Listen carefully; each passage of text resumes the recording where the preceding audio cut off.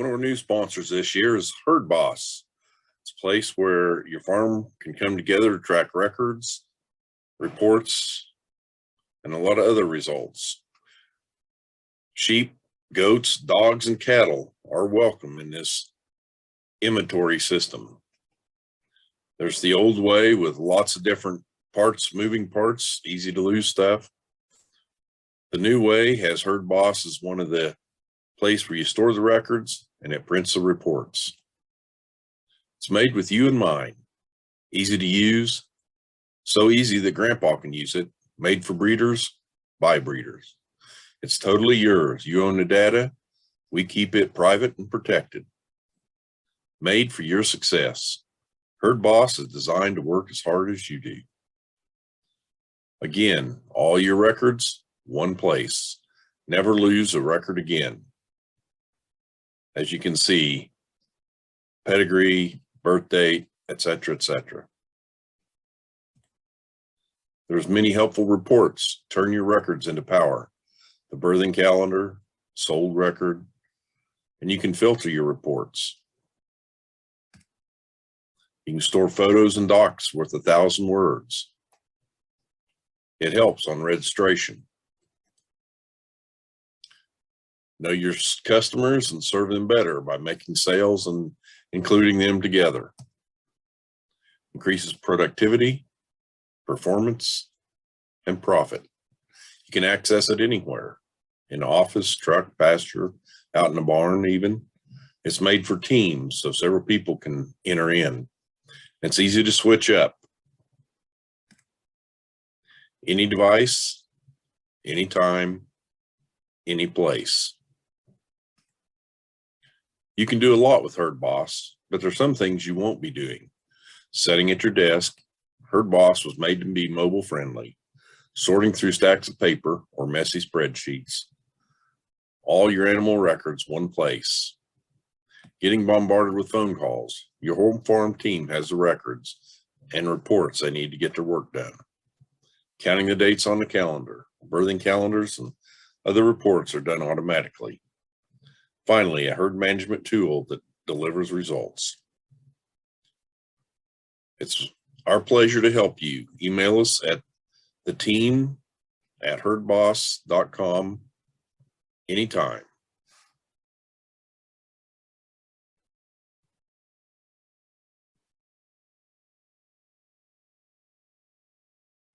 What sets the Purina goat mineral and the Purina wind and rain sheep mineral apart from other minerals that are on the market is because they are designed by folks that are in the business. We work very hard at the Purina Animal Nutrition Center in Gray Summit, Missouri to maximize efficiency, to increase the number of lambs that we have on the ground, and I know that goat herds that we work with are on the same role as us. The best way for producers to ensure that they don't have a mineral deficiency is to supply a quality mineral. That's where we have worked so diligently on the Purina goat mineral and also the wind and rain sheep mineral to provide myself and other producers an opportunity to decrease problems. From the reproductive standpoint, vitamins and minerals play a huge role in sheep and goat. That's where we have found the biggest contribution to our operation in terms of AI and embryo and then conception on first-time service. So there's a distinct role that the minerals play in repro for us. That's what makes us unique and different, is because we're creating products that work for us.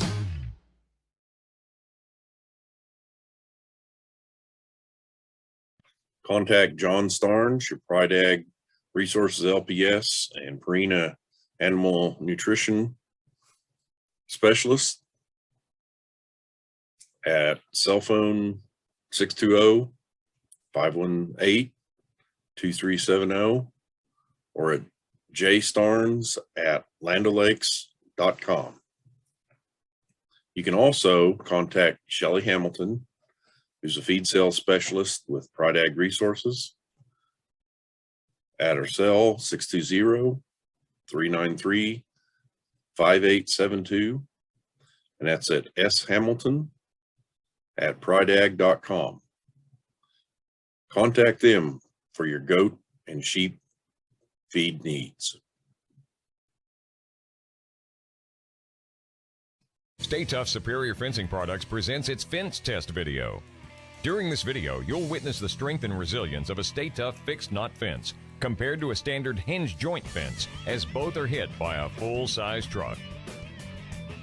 Stay Tough fence is made of high tensile wire that's 3 times stronger than low tensile wire and will stretch less than 1%. Low tensile wire will stretch more than 10%. Both fences were installed under identical circumstances and using the same tooling and fence design.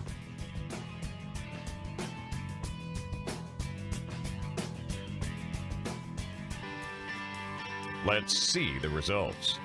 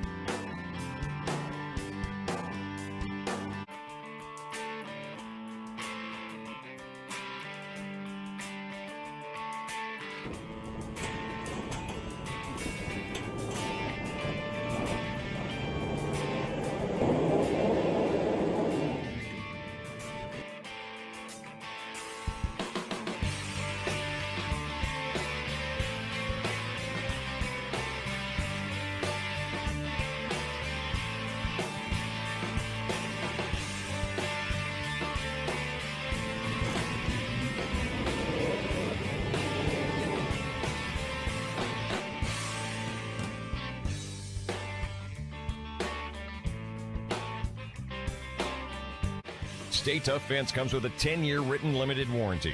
Contact us at 1-888-223-8322 or visit our website to find a dealer near you. Stay Tough Superior Fencing Products. Stay strong, stay tight, stay tough.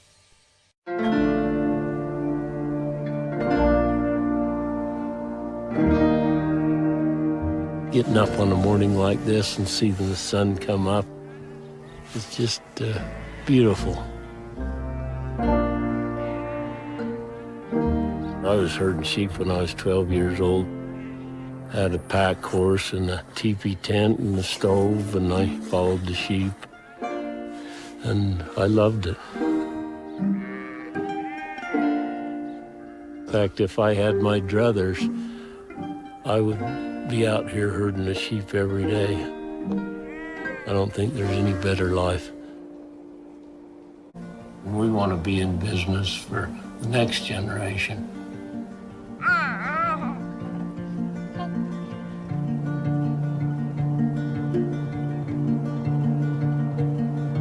We're feeding the world, we're clothing the world, and to us, that's a pretty noble profession. 200. Makes me feel good that our kids want to raise their kids like they were raised. Makes me and my wife feel like that we must have done something right. My name is Stephen Osgathorpe, and I'm just an old sheep herder.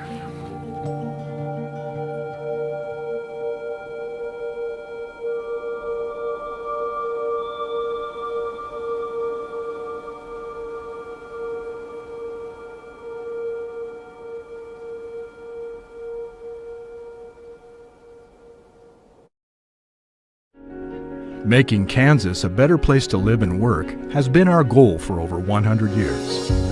It's a responsibility we don't take lightly. It's all with your sediment. 365 meters.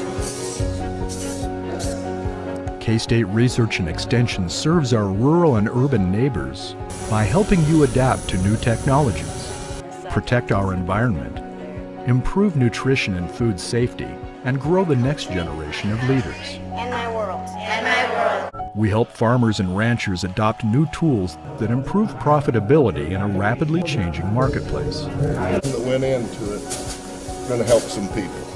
We prepare and inspire leaders to take on challenges with confidence, be responsible, and give back. Thank you very much. It will be a great help. I think K-State Extension is a marvelous partner. We bring people together to complement each other's unique strengths and make communities more vibrant and successful. We are Kansas State University, in every county, working shoulder to shoulder with organizations, local leaders, and you to help our state grow and thrive. We are K-State Research and Extension. Well, we're gonna get started. I'm Dwayne Craighead with Hodgman County Extension. I'm the ag agent here. I'd like to welcome you tonight to our second session of our Western Kansas Sheep and Goat Conference. I do want to welcome guests. We have people that signed up from several states: Virginia, Indiana, Wisconsin, Colorado, Nebraska, Oklahoma, Indiana, Wyoming, and then another one, which I'm not sure whether it's Georgia, Washington, North Dakota, Oregon, or and Pennsylvania. So we got people from all over the United States, so, and all over Kansas too. So I'd like to welcome you all. At times the internet has done some funky things to kick me off, and so if I get kicked off and somebody else is on, and we'll just keep going and hopefully it goes, and if not, we'll have to sign right back on. But it worked the last time, so hopefully it will this time. So if you can put your mics to mute. Later on, hopefully tomorrow, I'll get this sent out, the links to this and the meeting. Okay. The previous meeting, I'll get the link sent out so you can watch it again if you want to. If you missed something or want to slow it down and replay it. Today we're going to be covering financing, marketing, and budget. And if you want to type questions into the chat, I'll take them. If we have time at the end, we will allow you to ask some questions in too. We're going to start with Heather Hill from American Ag Credit. Heather was raising sheep and owns some now when she was little. And with that, I'm going to let Heather introduce herself. Yeah, I'll go ahead and start sharing my screen, Dwayne, and make sure we can, everybody can see that there. My name is Heather Hill. I've been working for American Ag Credit now for about 8 years. I've served in roles ranging from credit analysis to business development to my current role now as a lender.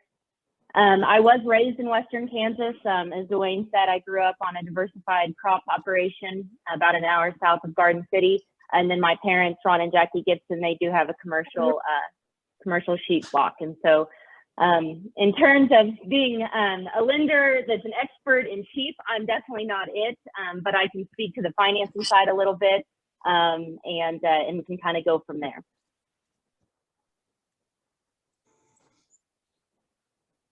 Okay, so some folks might be familiar with American Ag Credit or the farm credit system in general, but we are 100% agriculture. There's some other banks out there, lending institutions that dabble in agriculture. They might serve a community in general and make personal home loans and personal vehicle loans.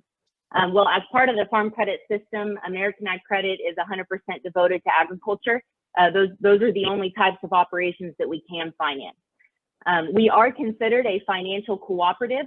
So when customers borrow money from us, they deposit $1,000 of American Ag Credit stock, and then that's their placeholder for their patronage program, which I'll get into a little bit more later. But we have a board of directors that's made up of the folks that borrow money from us.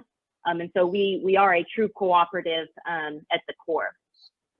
In terms of the farm credit system, we are the 4th largest.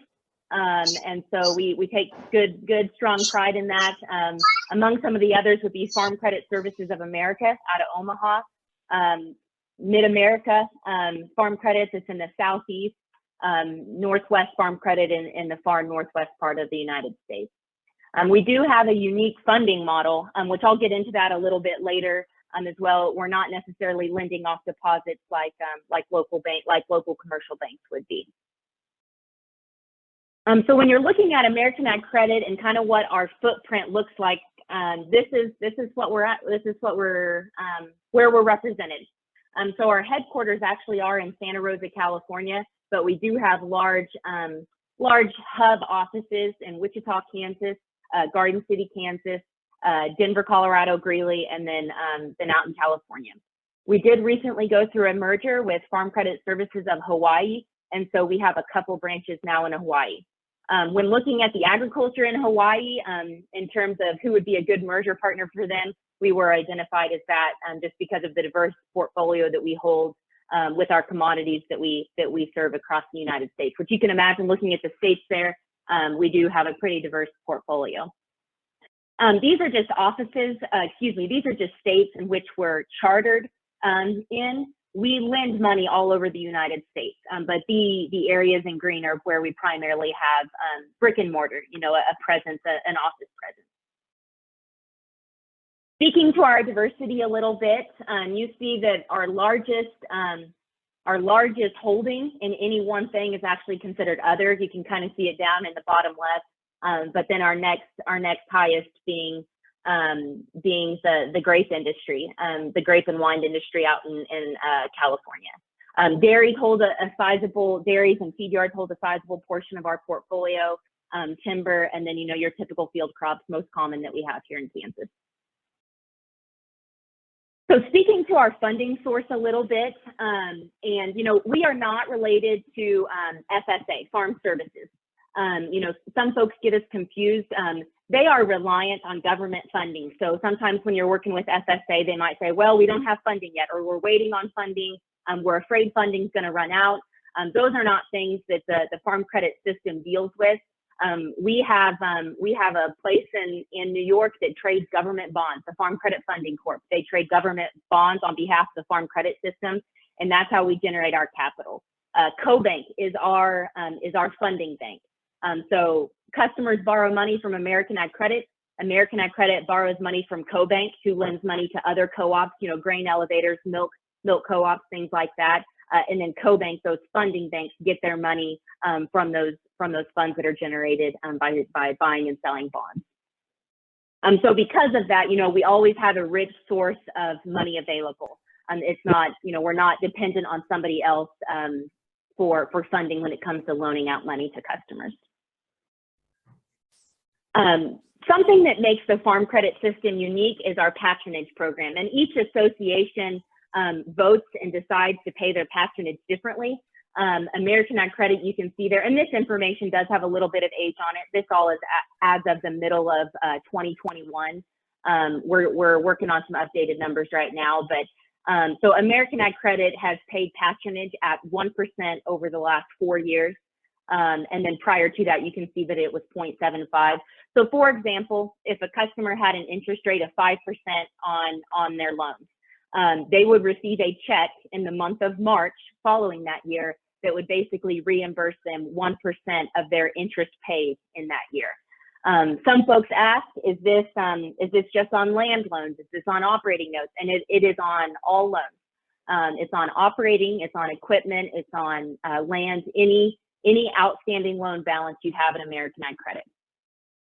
In 2020, this actually ended up being $142 million is the check that we wrote back to our member borrowers as part of thanking them for their business and just giving back to the folks that we work with. Getting into our customer solutions a little bit and what we're able to offer our customers at American Ag Credit. On the lending side, we can finance the gamut. I'm going to talk through some of the bullet points here. Anything from your simple real estate purchases to equipment purchases to constructing a shed, lambing barns, whatever that might be. Simple operating money, an operating line of credit. We do all of it. We have folks across our footprint that if I haven't done it and teammates out here in Western Kansas or Kansas have not done it, there's somebody within American Ag Credit that has. And that's something that's a real strength that we have, just the network of folks that we have working with us and the diversity that they've seen. And you can kind of see some of the different, irrigation reed drills. That's one that sometimes is a little bit iffy, but irrigation reed drills is definitely something that we do. Anything related to agriculture, we can do it. You'll see here that we do have terms anywhere from 30 days to 30 years. So folks that have operating loans with us, that's naturally a variable interest rate. So that rate's going to flex depending on what the Federal Reserve does. That's kind of a hot topic right now this quarter of 2022. And then on the fixed rate side, we can fix a rate anywhere between, anywhere between 30 days and 30 years. Our most popular products on the real estate side is probably that 15 and 20 year, but we do have the ability to go out 30 years if we need to. And that is fully fixed. We've got a whole slew of interest rate products that folks can choose from, but those are fully fixed. In other places, they may only be able to fix that 5, 7, or 10 years, and then you have to reprice that or meet with your lender and choose a different interest rate. We have those products as well, but we have the ability to fix it the full life of the loan if that's what you're interested in. On the leasing side, as a farm credit association, we have access to farm credit leasing. So this can be on facilities or buildings, and there's a lot of bullet points there that probably don't apply to this group, but say you're putting up a lean-to or you're putting up a landing barn, something like that, leasing is an option. This is attractive for guys because your first lease payment is actually your down payment. So guys are able to save some cash and maybe not have to put that 25% down payment down. They're able to have that first payment go towards their lease payment. There's some tax benefit to this. There's 2 different leasing programs that you can do. One of them, you get to depreciate the asset. And then the other one is you actually get to write off the entire lease payment on your taxes. For those that might be familiar with it, on the lending side or a loan, you only get to write off the interest portion on your Schedule F, whereas on the leasing side, you get to write off that full lease payment. So there's some benefits there too. If folks have questions on the leasing, I can answer some of them, but we do have a leasing contact that serves Kansas that works well with farm credit leasing, and she's a really great resource for that.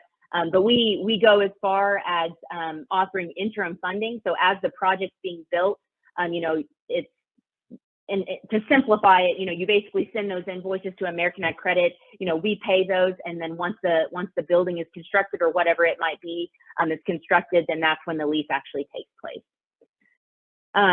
Leasing is available on equipment as well, which I'm sure a lot of folks have used. And we try to do that through Ag Direct. Can y'all still hear me? Yes, we can. Yeah. Okay. My Zoom is trying to reconnect, and so if you lose me, somebody send me a note. But we do have Ag Direct available as well. Some might not know, but Ag Direct is powered by Farm Credit Dollars.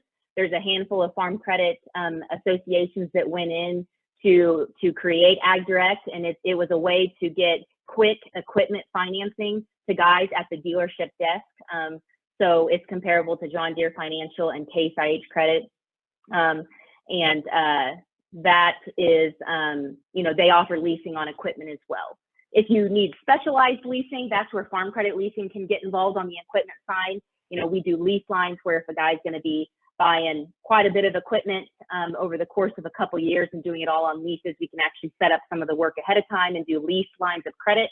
But if it's fairly straightforward, then that's something that can be done through Ag Direct there.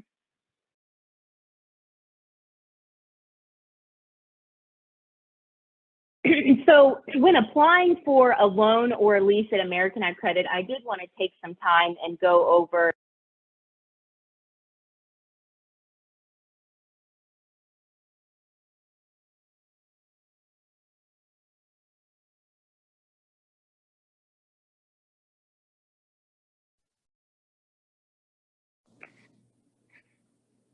We lost her.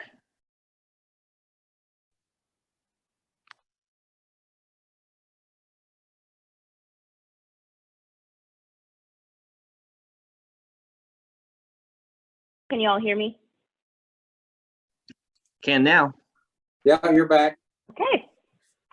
Sorry about that.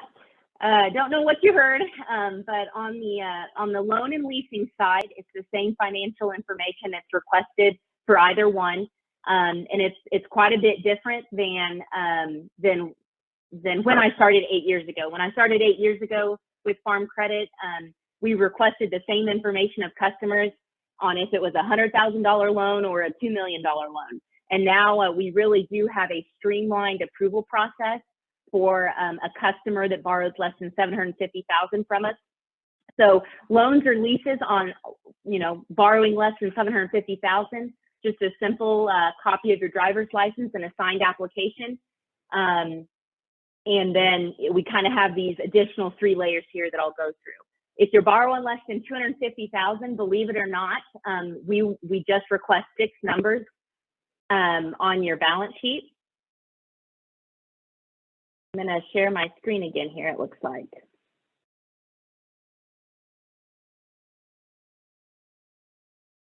There we go. So we'll just request 6 numbers on your balance sheet that you would actually put on your signed application, a copy of your driver's license, and that's it for loans less than $250,000. Now, I would always get a balance sheet. Our programs and our procedures allow for that, but it's definitely always a good idea to have a balance sheet. And so most lenders that you come across would at least request your balance sheet. If you're borrowing between $250,000 and $500,000, the next level of information would be a most recent year tax return, and then a current balance sheet in addition to the driver's license and the signed application. $500,000 to $750,000 gets a little bit more in depth, but still not bad. 3 years of tax returns and a current balance sheet, copy of driver's license, and signed application. If a family is going to be borrowing more than $750,000, that's when we kind of jump into the next level of analysis at American Ag Credit. And that's when 3 years of tax returns, 3 years of balance sheet, cash flow, profit and loss, kind of the whole gamut at that point when working with some of those larger customers. And just because this is kind of the basis of the information that we request, we always reserve the right to ask for more. If it's a pretty involved project and there's a lot of moving pieces, we want to see that the borrower has really thought through this. They've maybe kind of ran their own payment options and have an idea of what this is going to cost them. They've ran the numbers and they believe that they can pay it off based on their cash flows that they've ran. So those are always nice things to see for sure. And some of the information that I did give to Dwayne before this presentation was an Excel-based balance sheet. That sure makes it easy to update balance sheets year after year if your lender's asking for that, or if you're just doing it for your own personal use. And then also an amortization schedule. So this is a simple Excel-based amortization schedule. And you just plug in your loan amount, interest rate, how many payments per year, and it kind of gives you out your payment schedule. So it's a really good tool if you're just wanting to run numbers. You're not ready to reach out to a lender yet. You just kind of want to see what this might look like if you borrow this amount of money to do X. It's a really good tool in your planning process. We also have insurance at American Ag Credit, and for this group specifically, we do have livestock risk protection, so you can insure your herd. We also have whole farm revenue protection, and this is a product that we've used quite a bit with our niche markets. Insurance is kind of dicey when it comes to fresh produce and some of the different commodities that we would see in California, Colorado, Hawaii, and so the whole farm revenue protection. Simply put, it sets a floor on your gross revenues for your operation. We have crop insurance agents that know much more and are experts on that, but we do have that available. Something else that we have is pasture, rangeland, and forage insurance.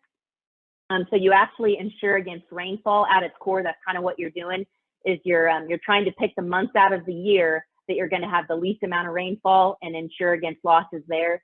This has been a nice tool. You know, some of my guys that grow hay for the dairy and different things like that, they haven't been able to have an insurance product for those crops.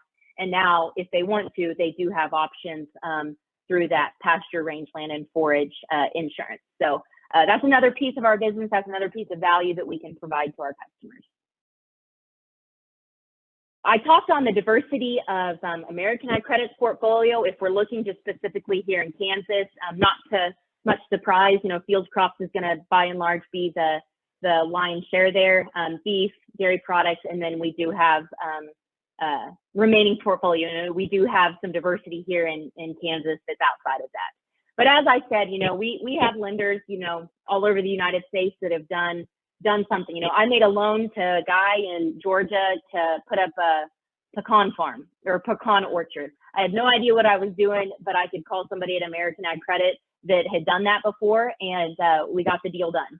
And so I would just say that we may not have a lot of experts on the sheep and goat side of things, but we've got we have foundations in livestock, and we've got people that have worked with some of those operations. They may not have an entire portfolio of that. We've got people that have worked with those operations across American Ag Credit where we can leverage their knowledge. And just like any good lender, I've got a privacy statement here at the end of the PowerPoint. So American Ag Credit values our relationships with our customers. We value their privacy. We do, if other farm credits reach out in partnership on certain loans, we do share information with them. You know, if multiple farm credits are working with one customer. And then Ag Direct, since it is a farm credit powered equipment financing wing of our business, we do share financial information with them in order to get the job done for the customer. If the customer is requesting a loan and maybe it's above a certain threshold at Ag Direct where they need to get some financial information, they actually reach out to the farm credits first if they know that they're a borrower with us, and hopefully we can provide that without the customer having to gather that stuff a second time for Ag Direct. So just a few comments on that. I apologize for the technical difficulties and getting kicked off there, but if anybody has any questions, I'd sure entertain them, or at least try to answer some.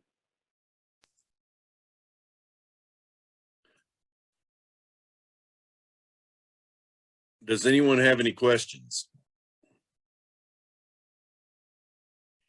And Heather, I thought you were the sheep specialist. Well, you know what? I think I am. So I sure feel sorry for a lot of guys if I'm the sheep specialist, but if I don't know the answer, I can find somebody who does. So,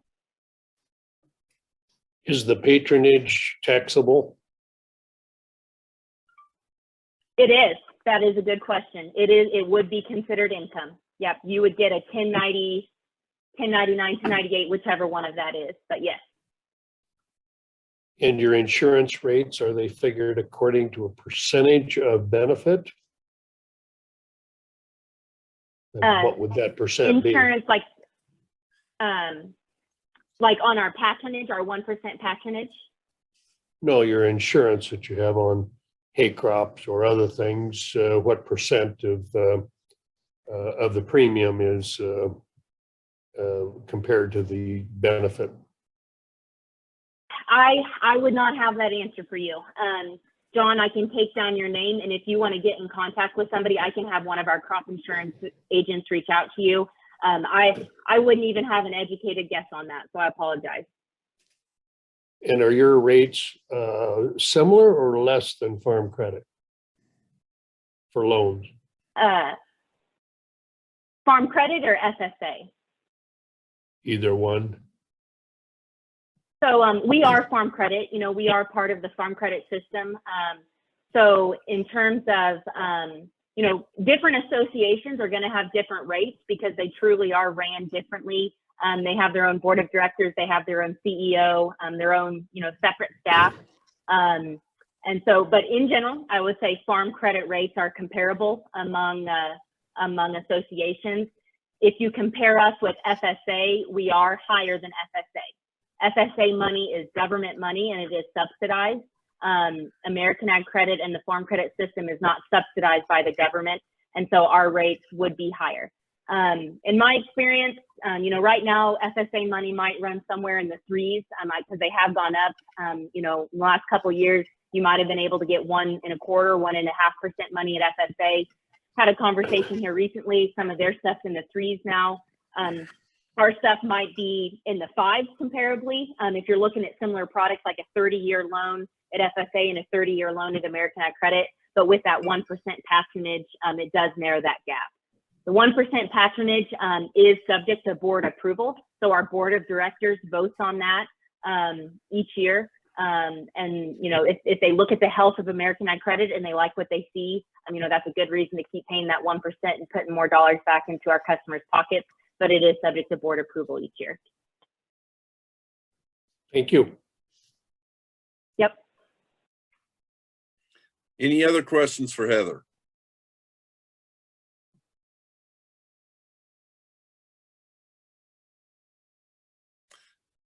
Well, thank you, Heather. Appreciate you coming on. Yeah, my pleasure. Next, we have Doug and Stephen Simon from Quinter. Doug is with the Kansas Land Bank, and Stephen's a sheep producer up there. So I'll let them get on and have at it. Okay. Hi, everybody. This is Stephen, and I have Doug here sitting next to me.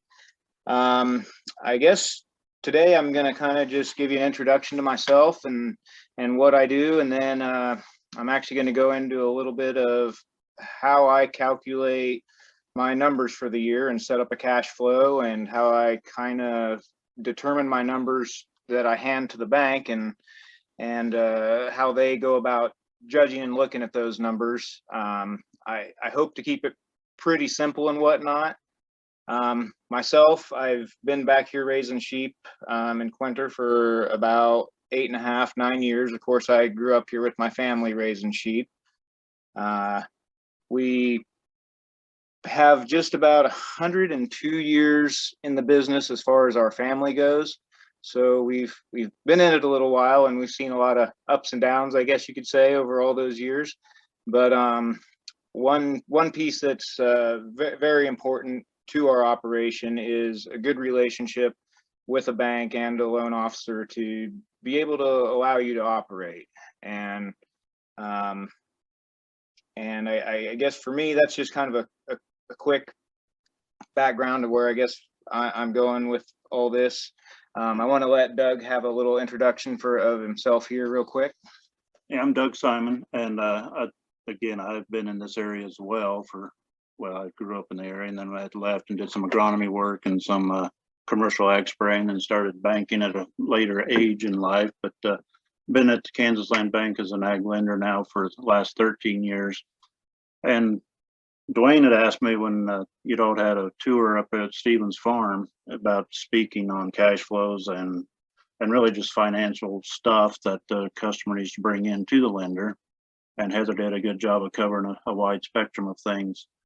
And I said, well, Dwayne, I said, the guy you'd really need to talk to is Stephen. And the reason I said that is one of the things, we also ask for balance sheets, tax returns, cash flows, all those things. But as a rule, most guys don't do cash flows on their own. They really need probably quite a bit of, I'd say, hand holding. I don't know how else to say it. The smaller guys at least don't do a lot on their own.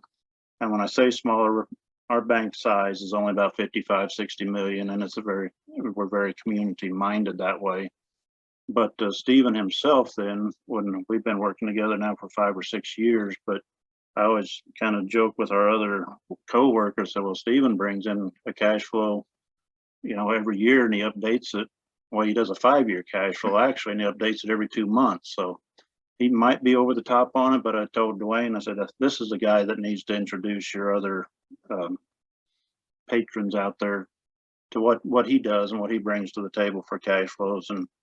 And to be honest, it's very helpful to a lender when we're not doing sometimes we feel like we're doing guesswork if we're asked to do the cash flows, but he honestly does a super job with it, and very straightforward and honest with his numbers, and so I'm just going to let him talk about it. Okay, thanks, Doug. I guess the first question that most people have, so I'm going to talk basically from a commercial lamb standpoint. If you wanted to say go out tomorrow and get a flock of sheep and start out, like how would you go about doing that, and what would you want, what would you need, what would you take to your lender? And I'm hoping what I have that I've provided, I sent an Excel spreadsheet to Dwayne. I think he sent it out to everybody on the list. I'm going to go ahead and share my screen and try to pull up that Excel spreadsheet. But this spreadsheet is something that I've built over the last 8 years of being here. Of course, it always tweaks, it always changes, because I have another lamb crop, and I'm a guy that's kind of a guy of averages and a guy that starts to look at percentages more than numbers. And just it's basically the tools that I use to get my cash flow in place to understand what I'm doing as a business. I hope that everybody can see that spreadsheet that's pulled up right now. The first question that I kind of had when I kind of came back, my parents were running about 600 to 800 ewes, and that seemed to be about what they have been at for really the 20-30 years before that. And since then, I've actually taken our ewe flock up to we're about 1,650 ewes right now. My hopes is to get it up to about 1,900, 2,000 ewes. Some of those which will be ewe lambs. We do all of our own replacements.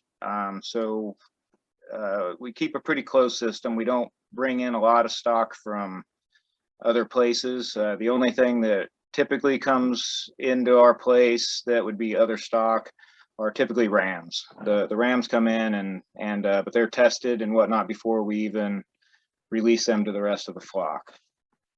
What you see in front of you on this Excel spreadsheet is basically 3 different lambing programs that I like to call it. And when I first started wanting to look at numbers, I said, well, I need to know how many lambs I'm going to have about. And, you know, you got to have a plan for the bank, so to speak, when you look at your cash flow. I kind of call a cash flow a business plan the same thing. It's more of a financial business plan than your like written plan for what you're trying to do. But the financial side of it's important because it's what allows a lender to let you do what you do. So in this scenario that I think was defaulted, I've got pulled up here. It's got 1,950 older ewes in it and 400 ewe lambs. I'm gonna change a couple of these and just make a simple scenario here and change a few of these to my idea for my flock is that I would like to hang on to my ewes for 7 years, and then I would like to sell them. So in this scenario, I'm going to do a 700 ewe scenario, being that you're going to hold back 100 replacement lambs a year, which fall in the ewe lamb category. And then you've got your 600 older ewes. And when you see me pop all this in, you'll see that it cranks out different numbers over there to the right in column K. And you can kind of look at each program and see how many lambs each one's going to generate. Now, of course, all these have different percentages that you can see, and of course, this is Excel, so you can go in here, you can change these to whatever you want to change them to, and it's going to vary by the breed of sheep that you have, to how you actually raise them, and your death loss. And obviously, the fewer sheep that you have, the better eye you keep on them, and so your death loss is less. So I try to stay pretty conservative when I give anything to the bank, and when I do any analysis of myself, I like to stay conservative. If you start trying to push the far end of things, you're probably just going to start getting yourself into a little bit of trouble. So I like to just stay a little bit conservative with my numbers so that I'm not telling the bank that I'm going to have 300 more lambs than I thought I was going to have. So, so to kind of start out here, you know, you look down the accelerated program, which is basically fall lambing and spring lambing. But what happens is you put your rams back in on your on the ewes that lambed in the fall and give them the opportunity to lamb again in the spring. You look at this scenario and it goes across, and I've got in a 33% of the ewes being bred in the fall that will have lambs, and you'll see that that spits out your numbers there. And then you have the spring ewes that lamb, gives the number of them. And then I also have a category for open ewes, because there's always a percentage of your sheep that just will not get bred. And then in the accelerated program, of course, I have the ones that will lamb in May, and I take about 25% of what lambed in the fall is going to re-lamb in May, and we'll add to the total number of lambs. So then over there to the right, it kind of basically tallies everything up. The other category you see kind of down below older ewes is ewe lambs. Now I do look at those different. They do have different percentages associated with them, because I don't always plan on all my ewe lambs just banging out twins like you have your older ewes doing. They have a lot more twins than the first time lambers.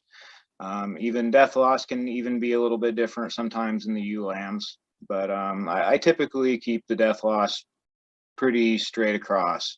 Now those, you know, your death loss and all these things are going to vary from year to year, and as a conservative number, I just throw in 10%. I've had that at 7%. I've had it at 12. I've had it at 10.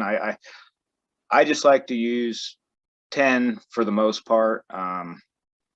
As you see down below, I do have some of that in there at the 7%, but for the most part, you can see all three programs, they actually ended up landing a very similar amount of lambs. At least it doesn't seem like it varies by too much. So if I was to take this scenario here, then what I do is I say, okay, if I have an accelerated program, I've got 959 lambs. So I've got my tabs across the bottom. I kind of threw all my sheets that I deal with into this one spreadsheet. Normally I have them in multiple spreadsheets that show different things, but I'll go over here to my yearly cash flow. And this is what Heather was talking about here a little bit ago, a nice simple just Excel spreadsheet that just kind of gives you your month to month. And you can kind of go through it and see the top part is income, the bottom part is expense. And then if I scroll down here, you'll see I actually have crops incorporated into my cash flow. Some of you will have crops because you raise your own crops. Some of you might just be straight sheep people and only want to see the sheep side of things. But typically what you'll do is you'll come down here, and where you see the number of market lambs, I'll just put in a round number of 950 head, and it will, then I can put in my price per hundredweight, and it will automatically calculate that. And if I go over here and scroll back up to the top, I've got that formula to come back up here into my cash flow to give me a total at the top as well. So I have my total lamb sales sitting there at the top. And then what I'll typically do is I'll take that and I'll take a look at I'll kind of go back to that lambing percentage calculator that we were looking at a minute ago and look at fall lambs estimated, and I'll look at spring lambs estimated. And then if you go about 6 months out from there, when those lambs would be sold, I will start populating all those months and kind of try to spread it out as to kind of about how you think those lambs will go out throughout the year. And then of course there's other categories with sheep. You've got your coal ewes that you'll sell each year. You've got, if you have wool sheep, you'll have hopefully you'll have a wool check. And then there's some FSA different payments that you get just for, you know, being an ag and if you apply for the programs and whatnot. I scroll down here a little bit more and you'll see that we get into the expense side of things. This is something that you can just fill out on your own. These are a lot of our own categories. So a lot of what you have in here, like I said, you can change all of this, but you should be able to go through this and kind of plug in all your own categories. You might have some of your own stuff. You might have a tractor payment, you might have land payments or rent payments on land, different things that you can put as to when they're due and what months. And if I scroll down here toward the bottom, you'll start to see the totals over here on the left. You've got your net farm income, you got your you've got your expenses. Of course, I don't have any expenses in this one right here, but that would be where you'd put all those in, and then it'll calculate everything across. If you go down here to, it would be B 59 right there. You put your starting balance in there if you're working with a bank, if you have a line of credit or anything with them. One thing that a bank likes to do is when you run a line of credit with the bank is they like to kind of know what your highs and your lows are going to be as far as your balance goes. And that's what's going to help them determine, you know, how big your line of credit needs to be for that year. So you'll put in your starting balance in there and you'll fill out all these categories and it'll all fill down and it spit to you basically what your line of credit would be each month across the basically across the entire year, so you can see what your line of credit actually does and see how far that you can pay that down or that you can pay it off or whatever you're able to accomplish with that. One quick other thing, since I'm just kind of showing you a lot of my tools and what I use a lot. So one big thing that's in the expense side of things, I have a little tab down here called alfalfa ration. Now, feeding cost is obviously one of your biggest things that you're going to have with sheep. This spreadsheet here that I made, it as well can be completely manipulated, but for the most part, I only change the number of pounds going into the category under column D, and then I'll change column B as to the current price.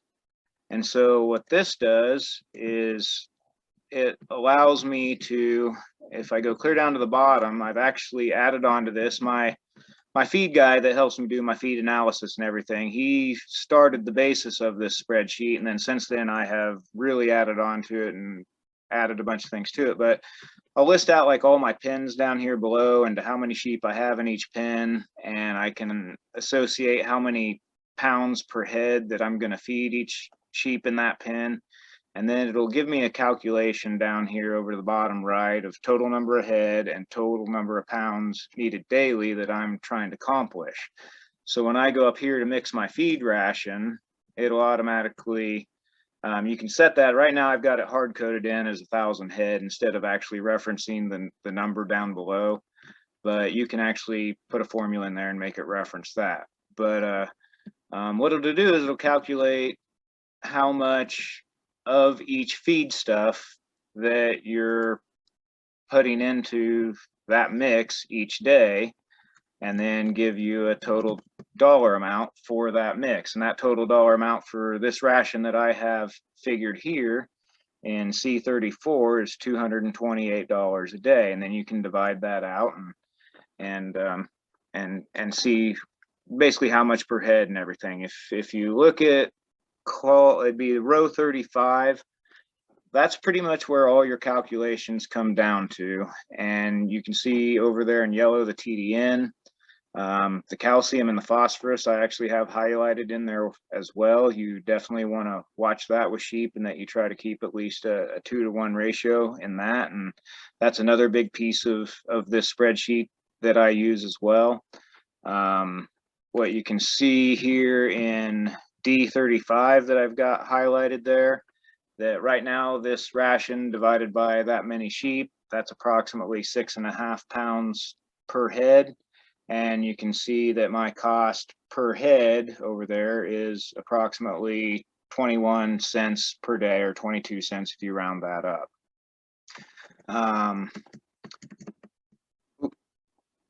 Sorry.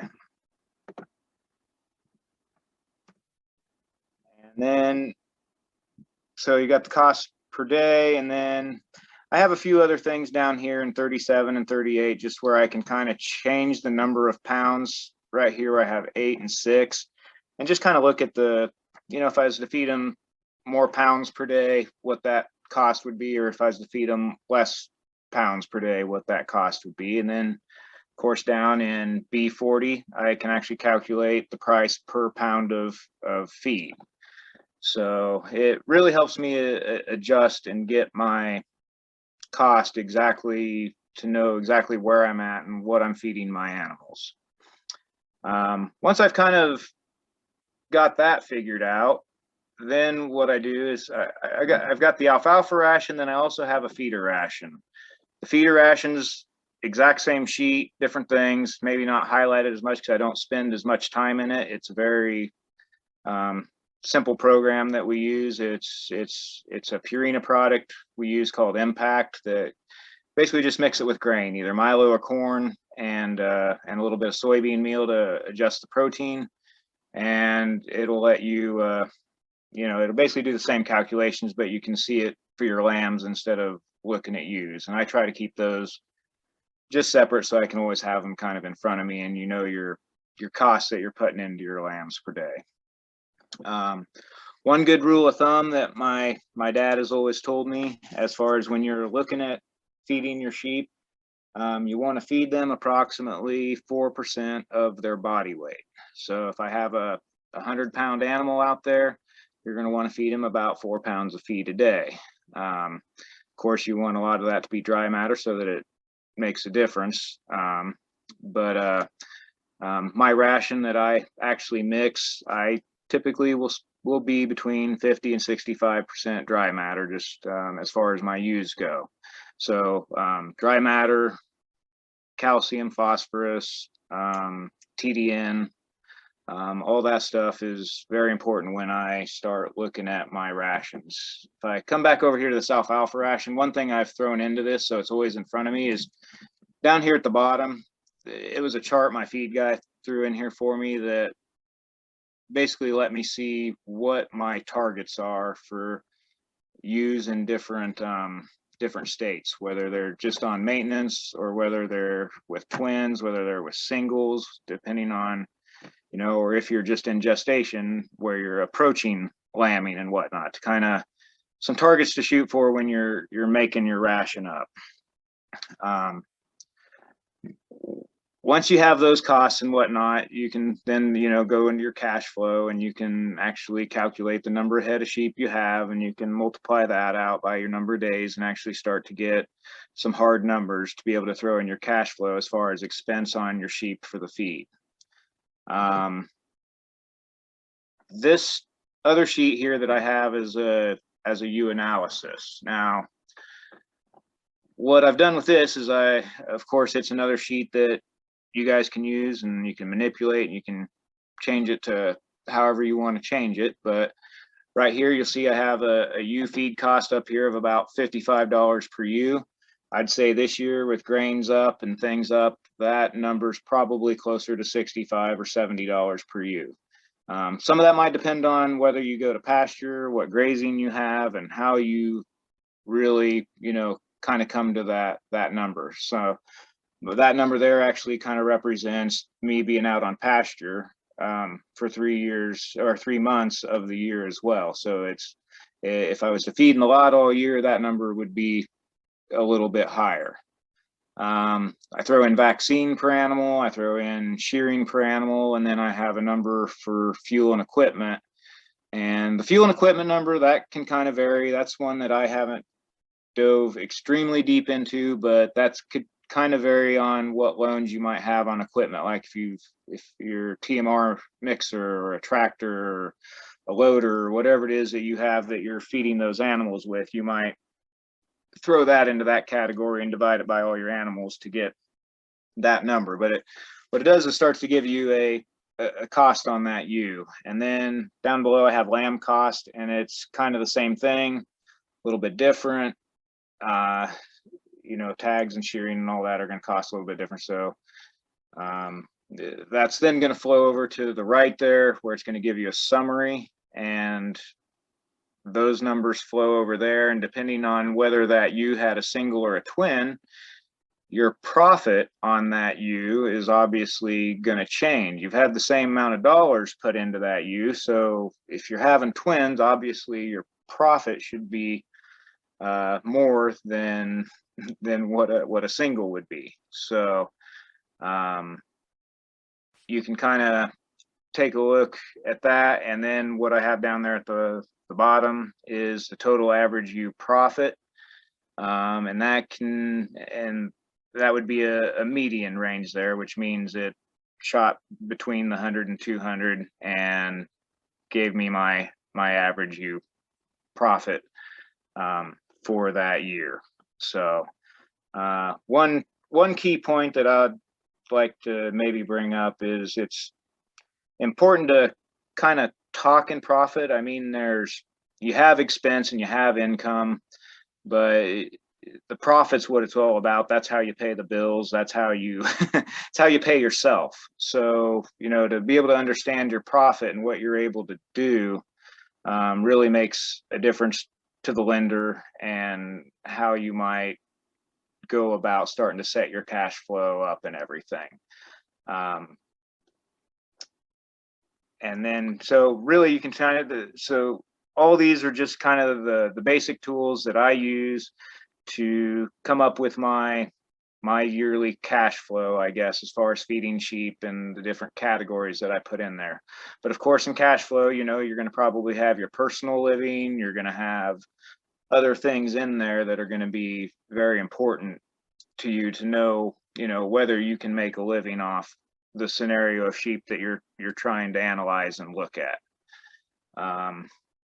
I might step in just a second here. And one of the things Stephen touched on was that they do grow crops, and that figures very directly into his feed costs, and he breaks that down as well.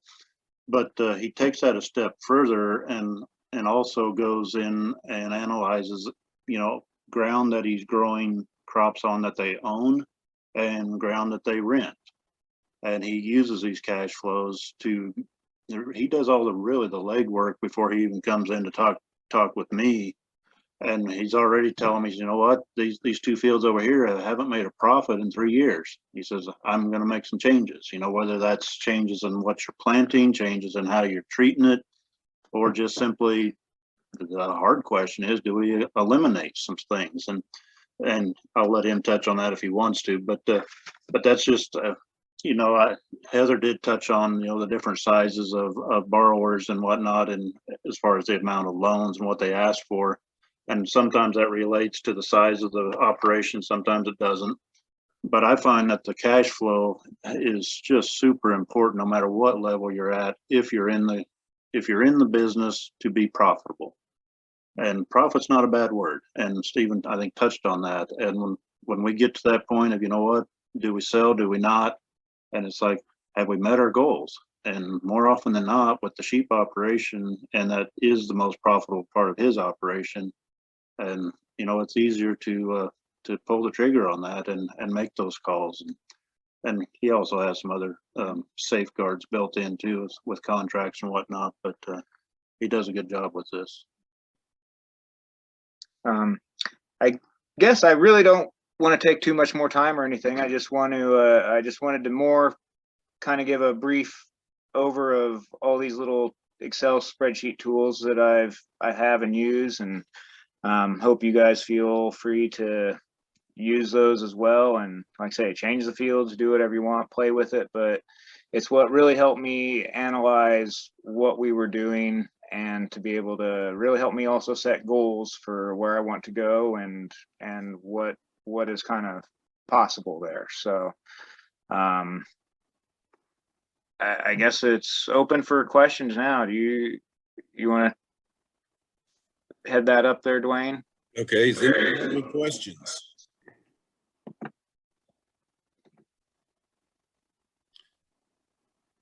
You can type it in the chat, or you can, if you want to unmute and just ask, go ahead.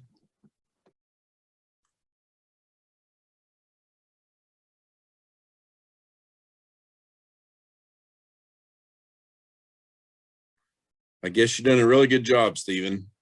Okay, well, I went over a lot of information. Normally this would take me hours and hours to really go over and show somebody, you know, how to go through it, but it's mainly I just wanted to get it out there, and then everybody could kind of play with it and do what they want to if they're interested in looking at commercial sheep and getting into it. So You know, you did bring up a point. I went to a presentation, well, it's been several years ago, and they didn't talk break even, they talked break profit. And if you want to make sure you have a profit, you got to figure in what profit you want and go from there instead of doing a break even. So I think that's a really good thought to keep in your mind. And like you said, you were looking at the profit there, not just the break even or just trying to get by.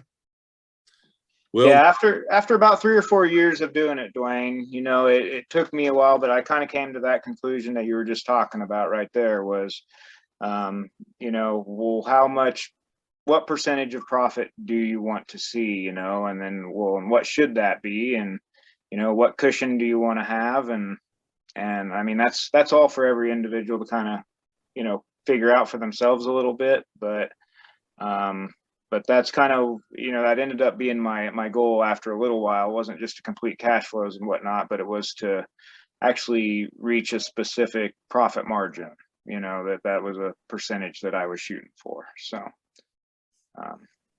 that's all I got, guys. well, thank you, Stephen. And Doug, appreciate your comments.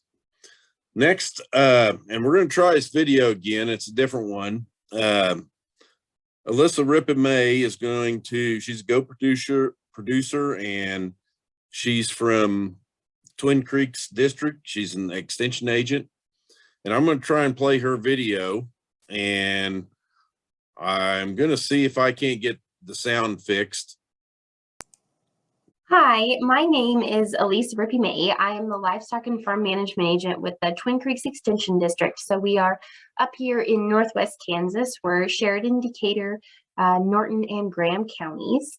And this evening, I'm going to be talking to you guys about marketing meat goats. I'm sorry that I can't be live on the Zoom tonight, but hopefully we will see most of you at the live meeting on Saturday.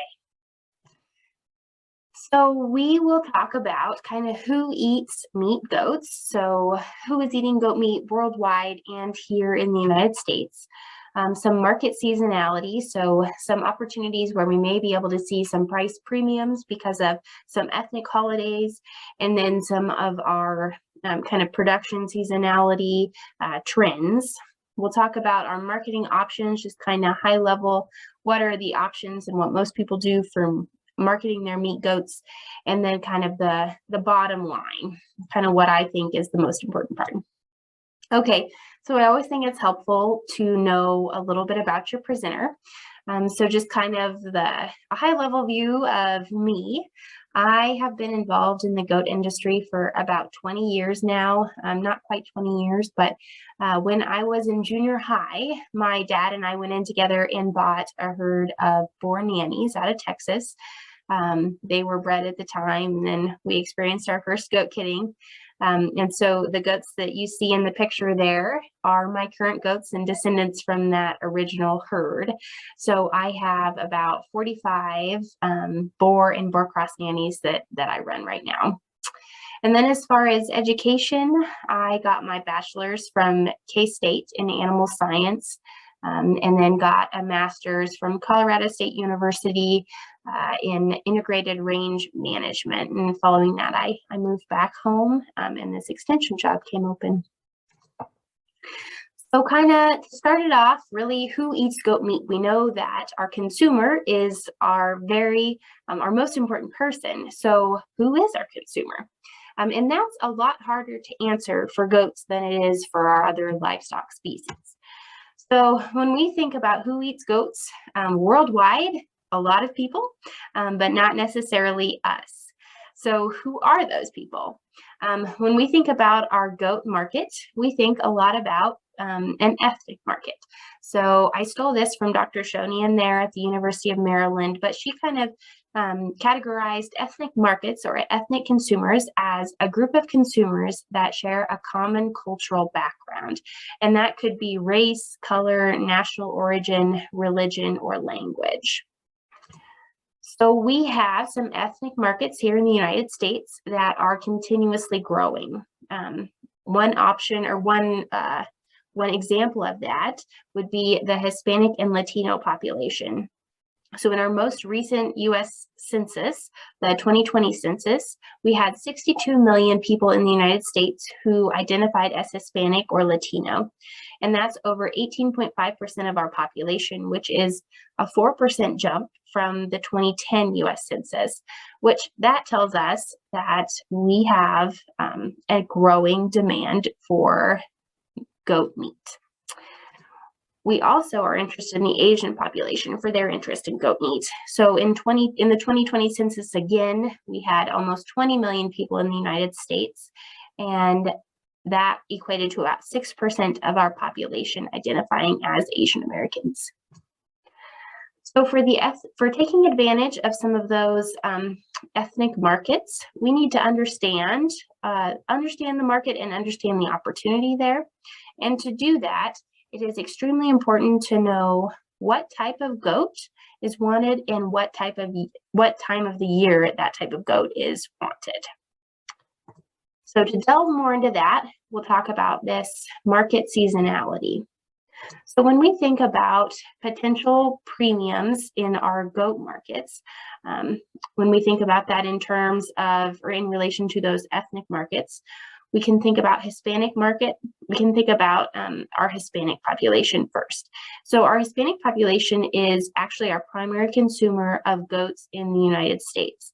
And the primary time that they consume goats is either at holidays or celebrations. So for the holiday side of things, a lot of Hispanic families are Roman Catholic or Catholics. So they would celebrate Christmas, which would be a key goat consuming holiday. New Year's. If we're talking about Mexicans, we could be talking about Cinco de Mayo. And then as far as kind of our major holiday for goats, of course, is Easter. And when we're thinking about our Hispanic market for our Easter holiday, we would like to have kind of lighter goats, so something like 30 pounds, and we want them to be milk fed or suckling kids only, not ones that have been weaned. Switching gears to a more Latino market, their preference would be more of a suckling kid all the time, 20 to 35 pounds, so the smaller end. And then if we're talking about specific holidays, when we think about Caribbean holidays, we're actually looking at an intact male 60 to 80 pounds. So very different than what we would prefer the rest of the year. And for those Caribbean holidays, that would be more of a curried goat dish. Then if we think of religious groups who might be consuming goat meat, we're going to be thinking primarily of Muslims and Islamic people.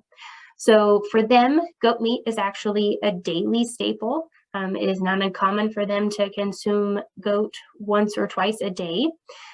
That goat must undergo the halal process when it's slaughtered. So it's important if you think that you would like to direct market to someone like that, just make sure that you are touching base with them about exactly what needs to happen. For our Muslim and Islamic holidays, that's going to be a little different because those are based on the lunar calendar. So that means they rotate each year. They are not a specific day of the calendar. For Ramadan, we are looking at goats that would be less than 1 year old, and we want them to be on the heavy end of things, so 60 to 120 pounds. This year, actually, Ramadan falls April 2nd through May 1st, so it's a month-long fasting and feasting. You'll notice that that also encompasses Easter. So we may see some increased goat prices in April because of those two holidays coinciding with one another. Another Muslim and Islamic holiday to be on your kind of radar is the Festival of Sacrifice. So that's uncastrated bucks. And again, they would be heavier, so 60 to 100 pounds. For this year, the Festival of Sacrifice happens July 9th and 10th. And again, you know, that would be close to Independence Day, where we could see some increased demand because of that holiday as well. And then switching gears, of course, we see market seasonality just from our production cycle, as we do with any other species. So we're traditionally going to see lows in October and November, which is just kind of our production cycle. You know, a lot of people kid in the early spring, so that would be kind of natural weaning and sending off. We also see highs on the flip side of that in March and April traditionally, and that's just, you know, we have a decreased supply of kids available at that time because most people are kidding around then. So the chart you see there is taken from an Oklahoma State publication, and that's looking at the seasonal prices over a 15-year spread of San Angelo, Texas, and New Holland, Pennsylvania. And you can see that there is a significant difference between the prices that we're seeing in the spring of the year versus the summer and fall. So taking those into account as you decide kind of your management and when you're going to kid is going to be absolutely key in getting a good price. So thinking about kind of market options, these are going to be very different than what we think of for cattle, poultry, and hog markets, because our goat market is very different. We do not have the infrastructure that is built around the cattle, specifically the cattle, but also, you know, our poultry and hog markets. That means that we as goat producers probably have higher price risk. We are more at the mercy of some of the things that happen locally. So if we're selling at the auction, we might have a greater decrease and increase in our local supply and demand and prices, imports and consumption patterns. So all of those holidays that we looked at, all of the different people who eat goat meat, and kind of when they want goat meat versus when they don't. So some options that we probably normally think of course, livestock auctions, which, you know, those leave you at the mercy of the buyers that are there, but is a very ready-made way to get rid of your animals. Also looking at direct sales of either live goats or meat to either individuals or retailers. Thinking about direct sales to individuals if you want to sell breeding stock, if you have that opportunity. And then if you, I know a few people have worked together to kind of increase their lot size. So finding kind of producers who are have similar production practices as you, and then working with them to make sure that you have goats for sale at the same time and could potentially increase that lot size, or find a new market depending on maybe you could sell directly to a restaurant if you have enough supply. So kind of the bottom line, goat marketing can be very challenging. It is not like what we think of as our regular market for a lot of our other livestock species. There's a lot of things to think about, and there's a lot of risk that we're left open to. On the flip side, as with anything, I think a consistent high quality product is going to sell. So making sure that, you know, we have production practices, we are producing a product that people want to eat is, you know, going to be our number one. So if you guys have any questions for me, my email address is there at the top of the screen. And then, as I said earlier, I will be around on Saturday. So I hope I will see many of you there. All right, thanks so much. Next off, we're going to have Jared's going to discuss the marketing with goats. Jared Peterselli is a goat producer and the Walnut Creek District Extension Agent. So with that, I'm going to turn it over to Jared. All right. Well, I spent some quality time with the budgets, and I know that's coming up here in a little bit. Marketing for us is very much what Alyssa was talking about, but it's more on the 4-H side. Not that we are avid showers of goats, but we're working at it and trying to do what we can, especially on the raised side. But we are selling a few of those goats most of our goats off the farm. About a third of them go to 4-H kids. And then last year we sold the biggest share of the weaned kids for an older couple that was wanting to start breeding, and they tied into our little females. And then another family that wanted a bunch of weed eaters took on the little wethers. So marketing off the farm is very simple, very easy. It's not the end all be all by all means.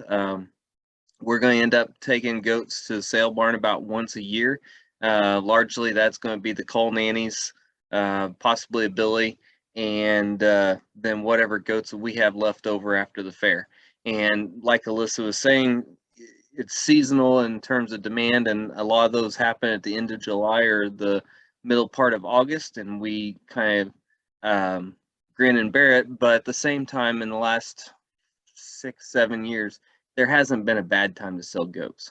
And I'll get into more of that with the budgets.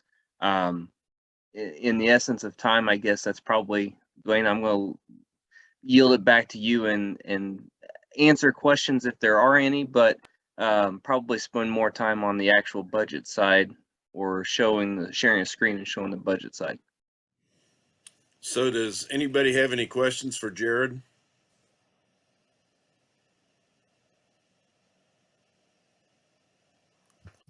I have a question.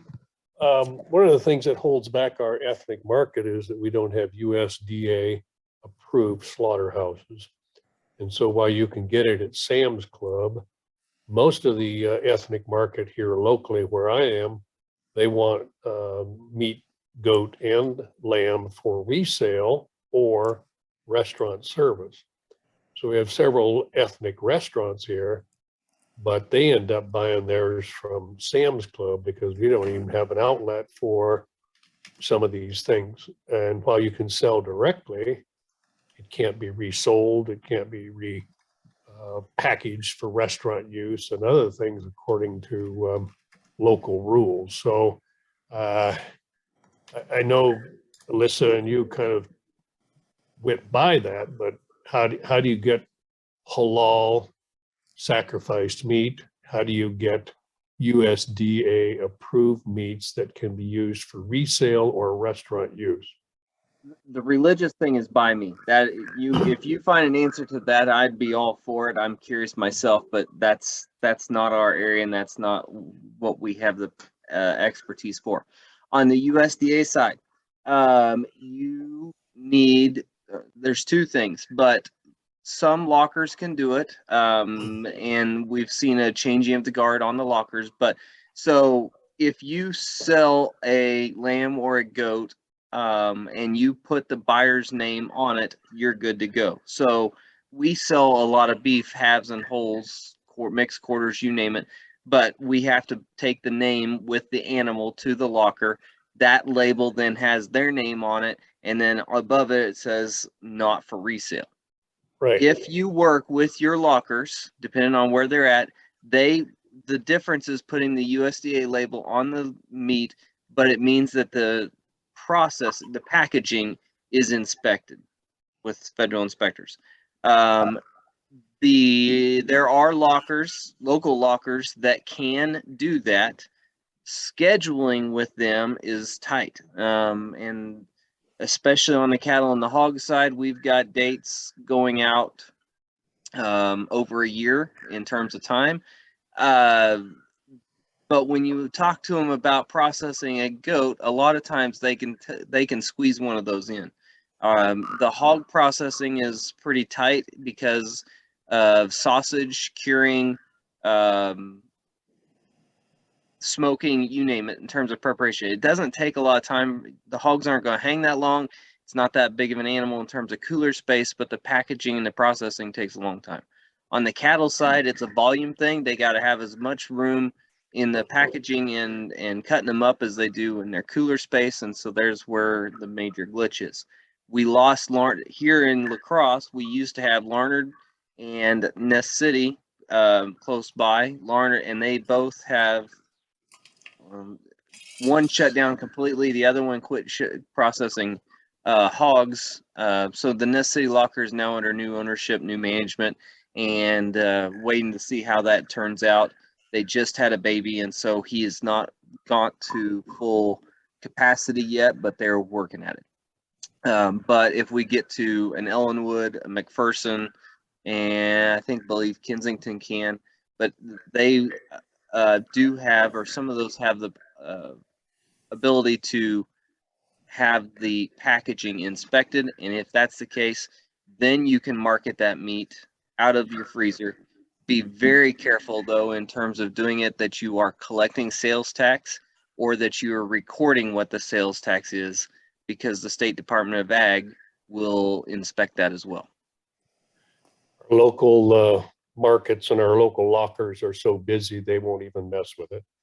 And the ethnic group calls in a week before Easter and wants the thing butchered, and they end up butchering it themselves in their backyard. But right, they also and that want happens. it, now, if you know that that's coming, for restaurant use. And restaurant use, our local health department won't let them unless it's USDA inspected, and none of our local lockers will mess with it. now ours will, but you just got to make sure that they have enough notice. Like Harvey at Ness would process goats, and he never had a problem doing that. We've had that done, but he again is not inspected at the packaging level. It's just like I say, but we're also a year out on our cattle dates.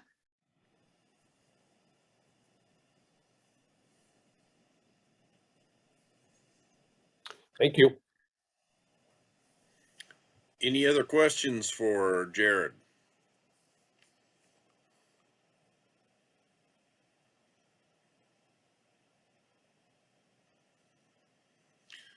Well, if not, I'll go ahead and share something with the sheep marketing. Was going to have Carissa Isaacs talk, and she ended up, she doesn't have a voice right now. So with that, I'm going to try to do a presentation that kind of talks a little bit about the ag marketing part of it.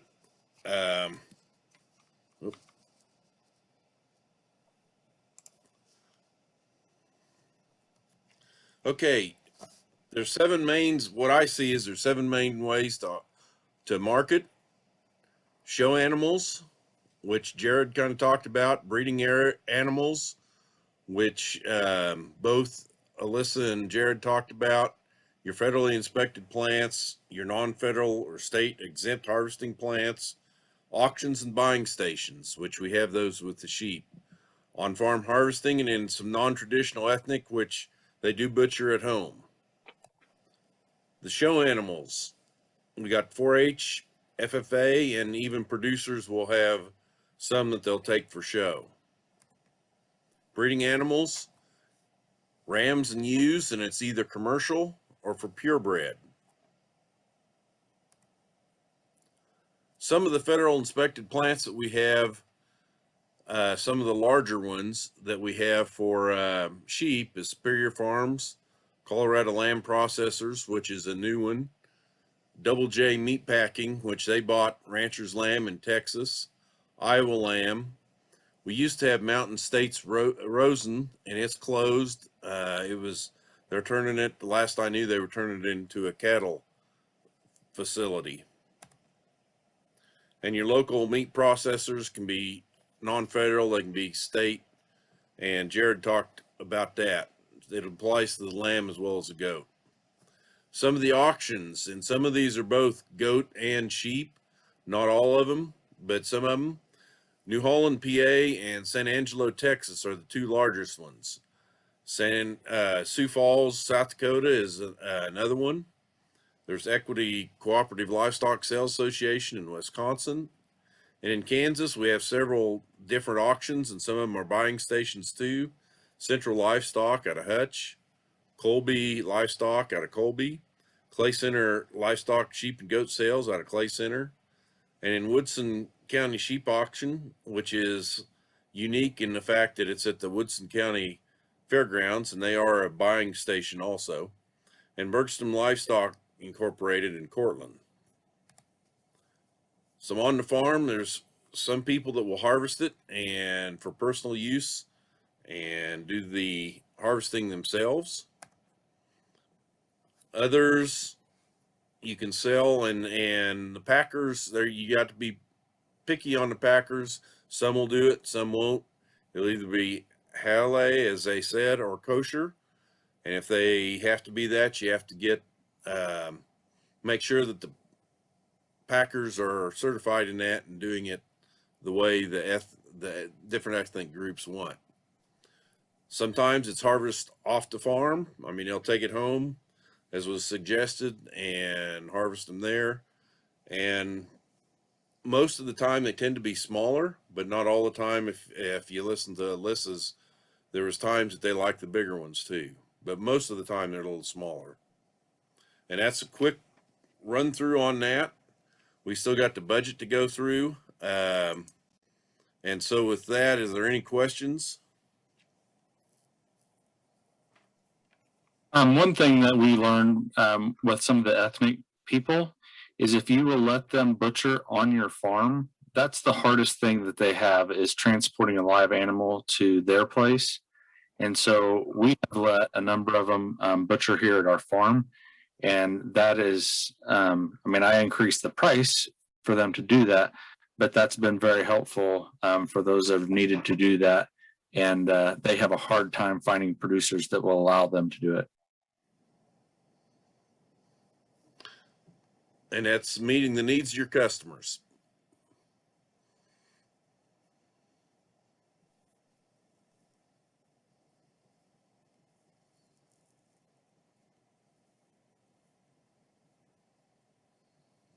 Any other questions or comments?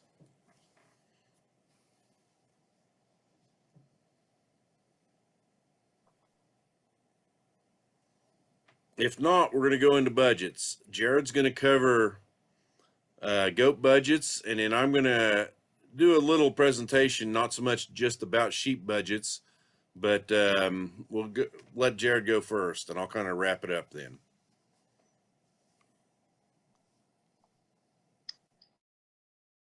All right. So I'm hoping on the screen share you are looking at the budget from Missouri. Is that showing up? We got Nebraska on top.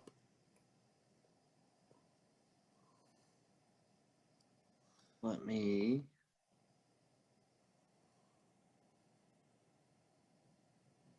Oh, there it is.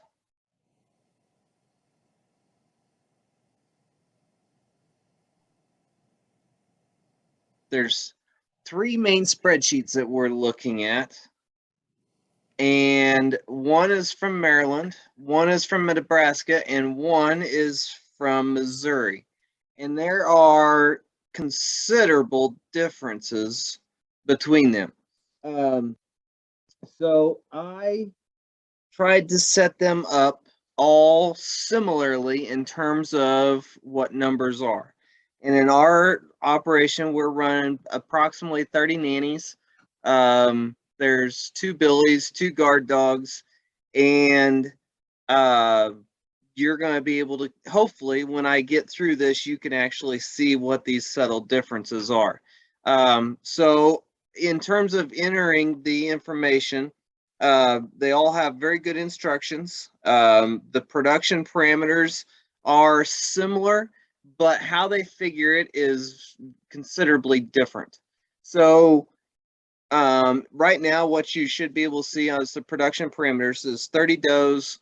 We're typically culling 3 of them. We'll lose 1. Our nannies are weighing about 125 at the time of the sale. We're keeping back about 5 or 6. A lot of times that becomes the kids as show animals. Running 2 rams, using them for 3 years. The 1% death rate is kind of just a standard, weighing about 175 pounds at the culls. But that also puts us in that, and I like what Stephen was saying, using conservative numbers, but we're basically figuring 150%, marketing 150% of the kid crop for the nannies sold. And that's where this gets has some nuances with it, but they automatically fill in some death loss, and it's pre and post weaning. But hopefully that gives us about 43 head to sell. We're going to sell, according to this, we're looking at selling 33 of them at weaning, keeping some of them and finishing them. Then here's where you look at your days on feed, the weight that they are. Average daily gain at 0.38 pounds is probably a little stiff, but we can get it. I'm not saying that we're going to get it regularly, but that's kind of where those weights fall in for 10 kids finished. That's one of the things that I probably didn't like about the Nebraska spreadsheet.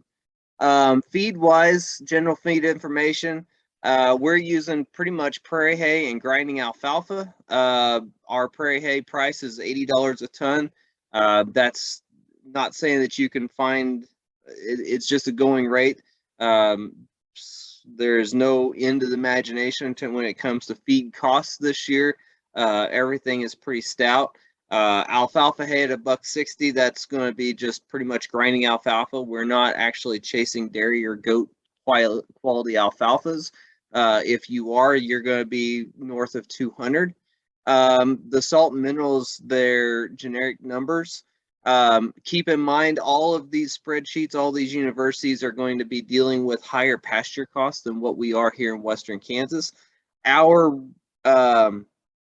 average pasture rent, our reported number is $16 an acre, and that's what I'm using as a cost analysis in terms of what pasture that we've got. The next thing I did on the corn is I just used co-op prices at $6 a bushel. One of the things that we're doing, or at least my family's doing, is we're catching the corn coming out of the field either with a grain trailer or with a gravity wagon, and then farm storing it. Instead of being at 6 or 6.5 on the corn on coming out of a feed mill and paying the in and out fees, we're able to get it down to 5, 5.25, and then we're running a John Deere grinder mixer and can process corn or milo. A lot of times with the milo, we're feeding it whole, but we'll process pig feed, process cattle feed, mix calves feed, you name it.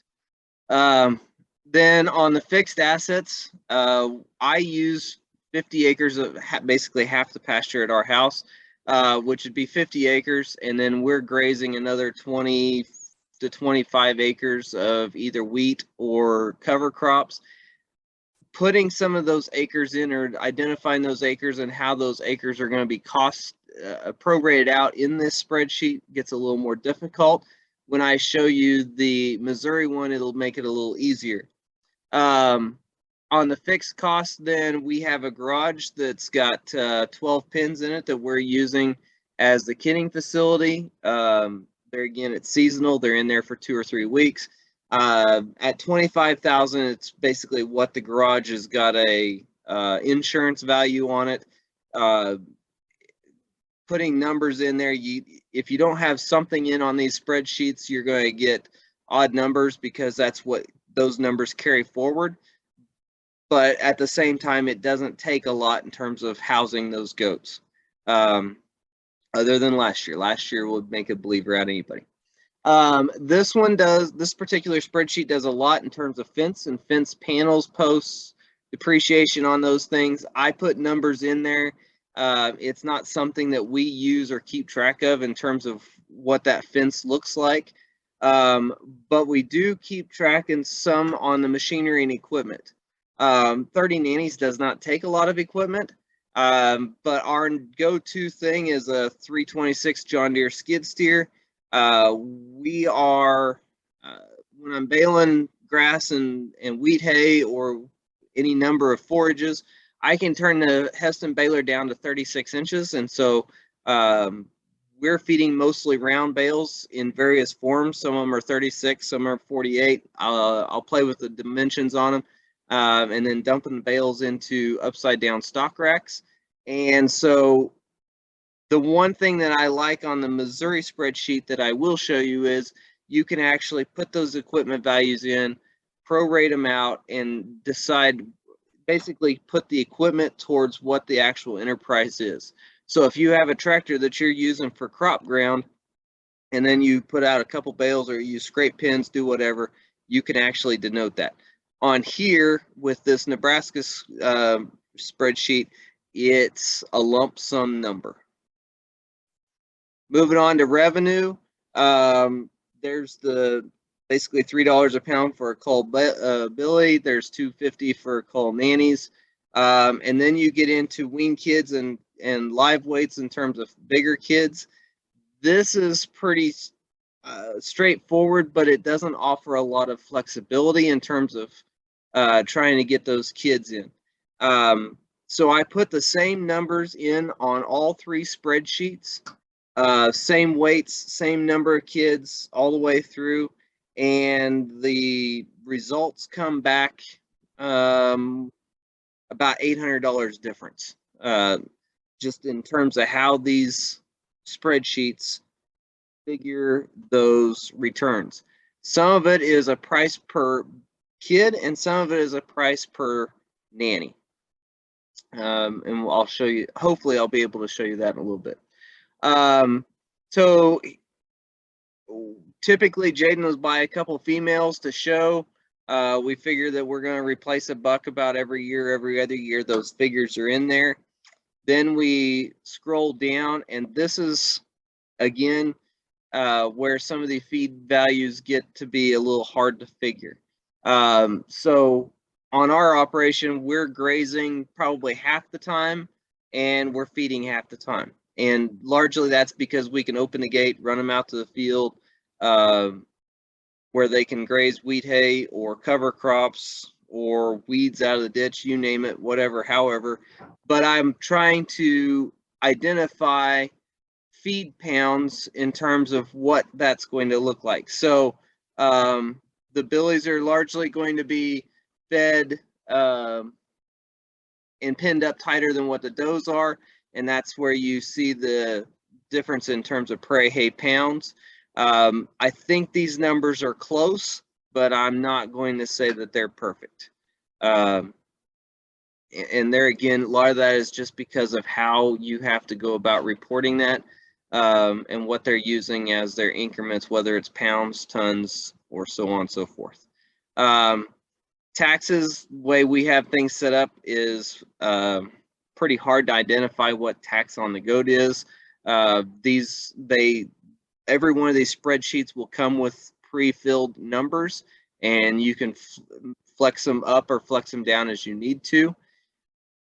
On the fixed expenses, every one of them is going to have about the same thing. Again, it's going to largely depend on what your depreciation is.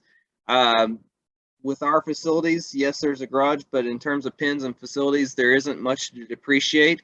And so these numbers are already figured in, and I pretty much left them.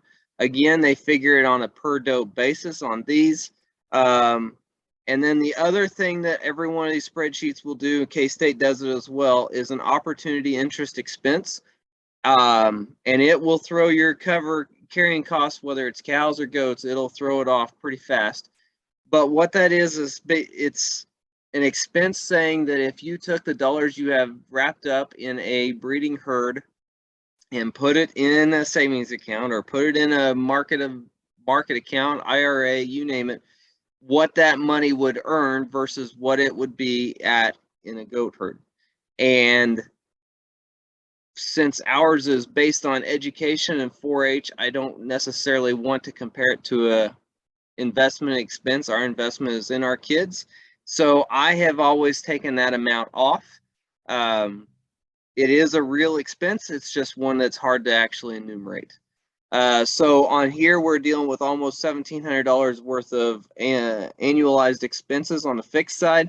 Again, when you talk about fence panels and fence posts, yes, there's upkeep and yes, there's equipment, but I have a hard time looking at it going, ooh, we're going to be at $25 per doe or $750 on the machinery and equipment. We just typically, we have the equipment there, but it's not all devoted straight to the goats. There are some non-farm adjustments on this one. We don't have any of the, I didn't enter any of those. So I am going to hopefully be able to compare this to, there's the Maryland. Is that showing up, Dwayne? Yes, it is. Okay, so the Maryland spreadsheet is very plug and play oriented. It has a fair number of options, but it is very much, there's a number, plug it in. So I did the exact same thing that we did before, 30 nannies. There's 175% kids, but I had to get 175% there in order to get my total number of kids produced to be equitable in terms of numbers. But there's that 150% kid crop raised. On the income side, you can see here's goats for males and females, the culls, everything is congruent with what the other spreadsheets are, but instead of one of them being at 11,000, one of them's at almost 12,000, one's at 11,500, this one's at about 10,500. And there again, when you have to go through and enumerate the number of males, number of females, the other two don't do that. Still using the price per pound and keeping those congruent all the way through, but then it gives you a per doe expense on this side. This does have a very straightforward feed cost. It does not offer a lot of detail. But you can identify what those types of feed are. Again, if you're dealing with a lot of different types of rations, this is probably not the spreadsheet that you're going to want to use. Most of these amounts, if you look at it in terms of what Maryland costs are versus Kansas costs are, you're going to sit there and turn them back quite a ways. Again, this is actually dated 2017. So it's not that it has a lot of age on it, but prices are always fluctuating. And so the static numbers that it uses are 4 or 5 years old now. So everybody's going to be a little bit different in terms of what those things are going to look like. Again, you plug and play. If it's got a red arrow on it, you can change it. Everything else is protected. And it gives you a per doe expense down here. On this particular spreadsheet, my feed costs are considerably higher than what they are on the other two. But again, trying to use the same materials and make those amounts look the same each time. So again, very simple spreadsheet to use, just not a lot of detail.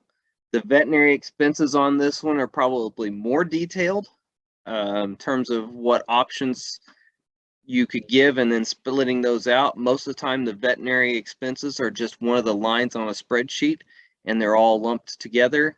Here you can actually split them out in terms of what dewormers are, what your pre-breeding shots are going to be, what your tetanus shots are going to be.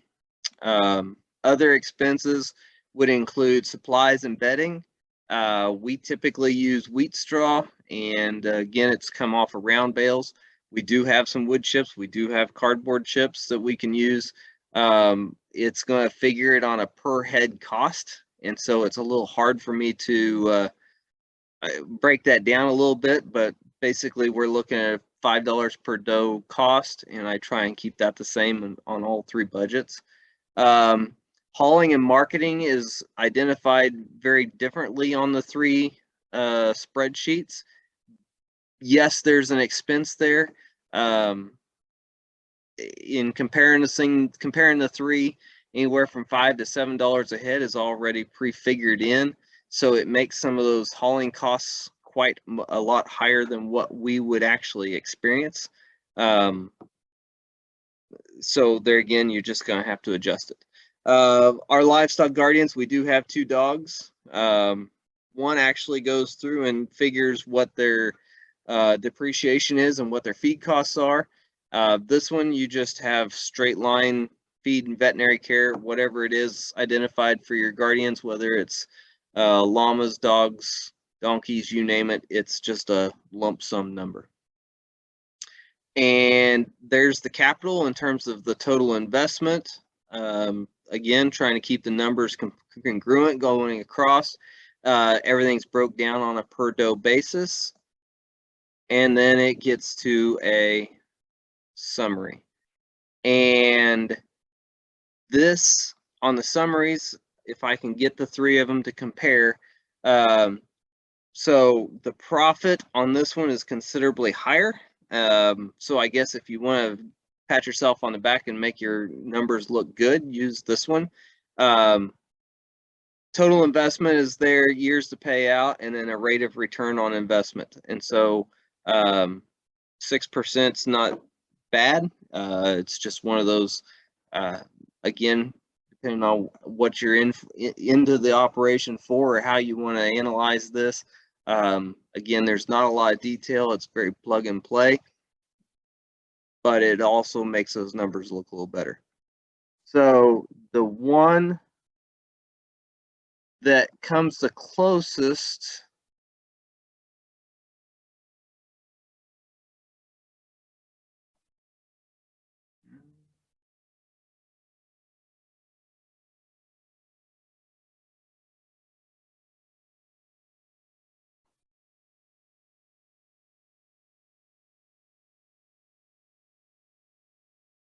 All right, is the Missouri early kidding budget showing up?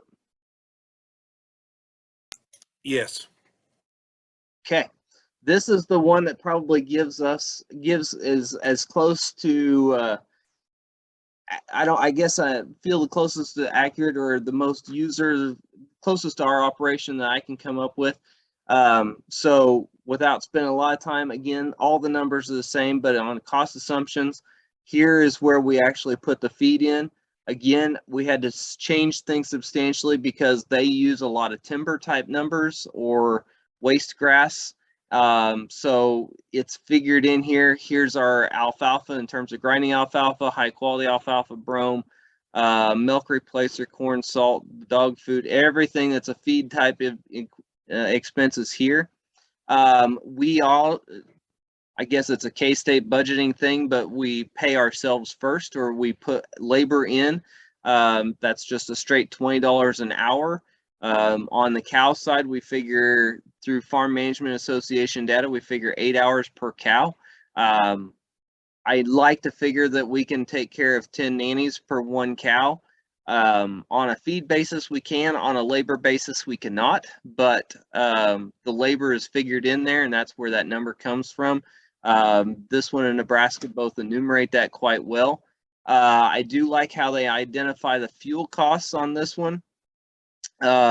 Again, changing these numbers was a little bit difficult. The one number that I really wanted to play with and try and do something different with is the tractor usage. 4.5 cents on a gallon per horsepower hour is considerably low. I did bump the fuel highway and the off-road fuel prices up, but it would not let me adjust this tractor usage rates. Again, with 30 nannies and what we're doing, we don't have operating loans or interest rates on these goats, but that's where those numbers would be. Flock assumptions are here, and We are just kidding one time a year, early kidding. Again, putting these numbers in pretty straightforward. And the nice thing about that is it will actually, you know, you're dealing with a percent, but it will automatically figure in blue numbers what that actual number is. So if you have a 5% kid loss pre-weaning, you're going to lose 2 of them. Or 3% post-weaning, you're going to lose 1. And so it's easier to keep track of what those numbers look like. Again, selling kids, whether it's singles or twins in crop, and you got heavies and lights, which is typical of what we're doing, or keeping those back and selling them as fat kids later in the year. It's also there. The market values are there in terms of young, middle-aged, and aged nannies. Again, this one probably does as good a job of enumerating things, a little more detail-oriented, but fits our would fit my needs a little closer. I do like this in the fact that we can put a replacement value on the nannies on a per doe per year basis, and that helps in terms of what some of those expenses are. And there's also a per doe unit figured in as well here. And then we go to feed assumptions. Now, this is very detailed, kind of follows what the Maryland example is, but it's also a little bit hard to make those changes to. These numbers then all have considerable amount of formula data behind them. And so when you start changing these numbers, it'll change your feed expenses considerably, but it's all based on days, pounds per head per day, and what your seasonal periods are. So you feed by group, here's your bucks, your early, late, confined nannies, open nannies, creep kids, feeder kids, they're all there in these vertical columns, but then you're actually delivering these different feeds to them. So it took me a little bit of time to get these numbers to where I think they fit us as close as I could. Again, a lot of detail, a lot of formulas to go into it. Very, very good spreadsheet, but also one that takes a little bit of work to work through. The health assumptions on here, it's pretty lumped together in terms of veterinary. For as detailed as the spreadsheet is, there's not a lot in terms of spreading out those veterinary expenses. They're pretty much prefigured in. Yes, you can change a little bit, but there's not a lot of detail there.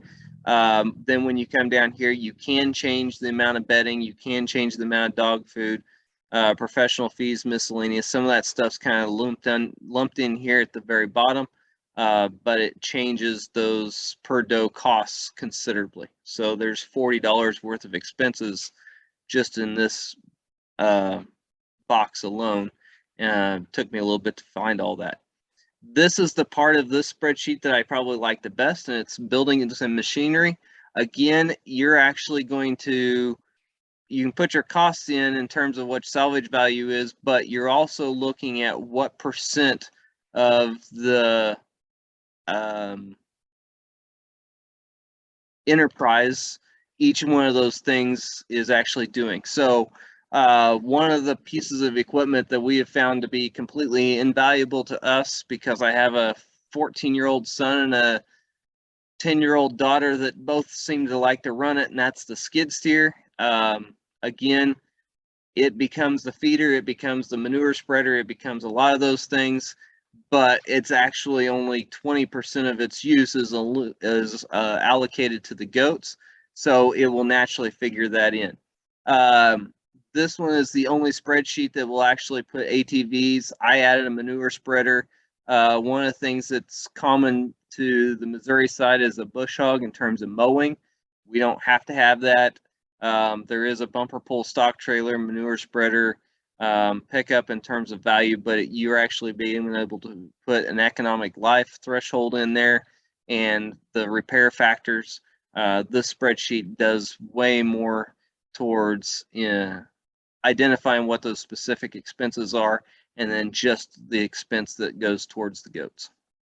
So when you get all of that done, This is the spreadsheet that the loan officers are going to feel the best about. Gives you the total returns, ownership costs. Again, the returns on this one are probably better than what the other two are, even though I put the same goats in. It's just how they're naturally figured. And then when we get down to the bottom, you can see, well, yes, we're covering our expenses, but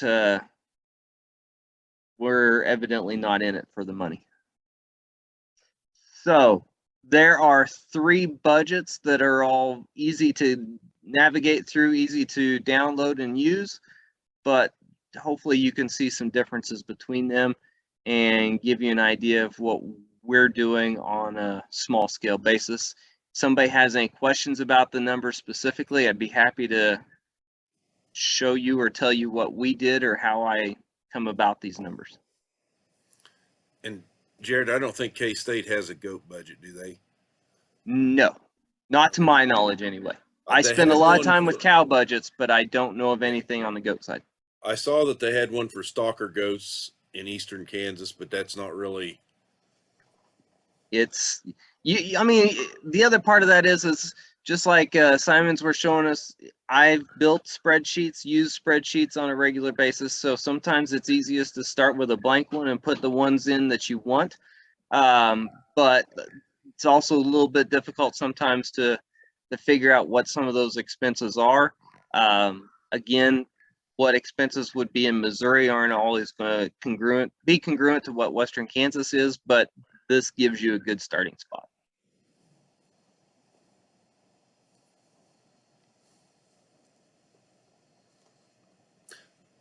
So are there any questions for Jared?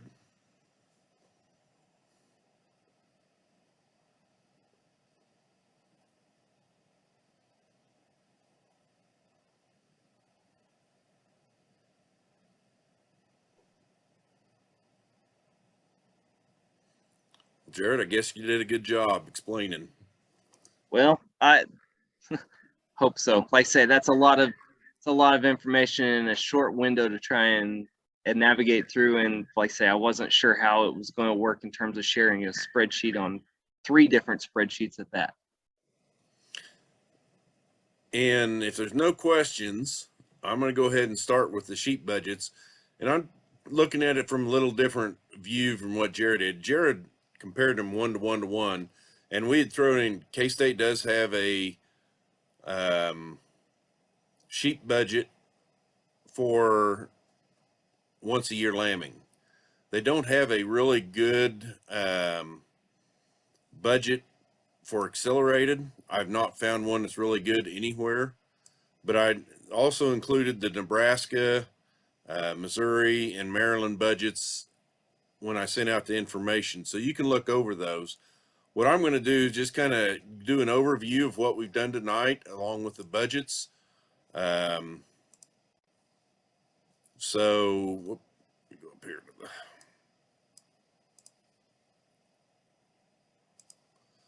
we're talking budgets, but also kind of what we've done. Why are they needed? Again, I come back with, you can't manage what you don't measure. And so it's very important to know what you've got so you can help management. You know, and Heather covered the spreadsheet or the balance sheet, which we need to know for, like Jared covered on the amounts of fixed costs. You have to figure those up. Cash flow, Doug and Stephen covered with basically cash flow is 12 monthly budgets using cash only. The other budget that Jared used yearly inventory, projection of production, cash and non-cash expenses, and income.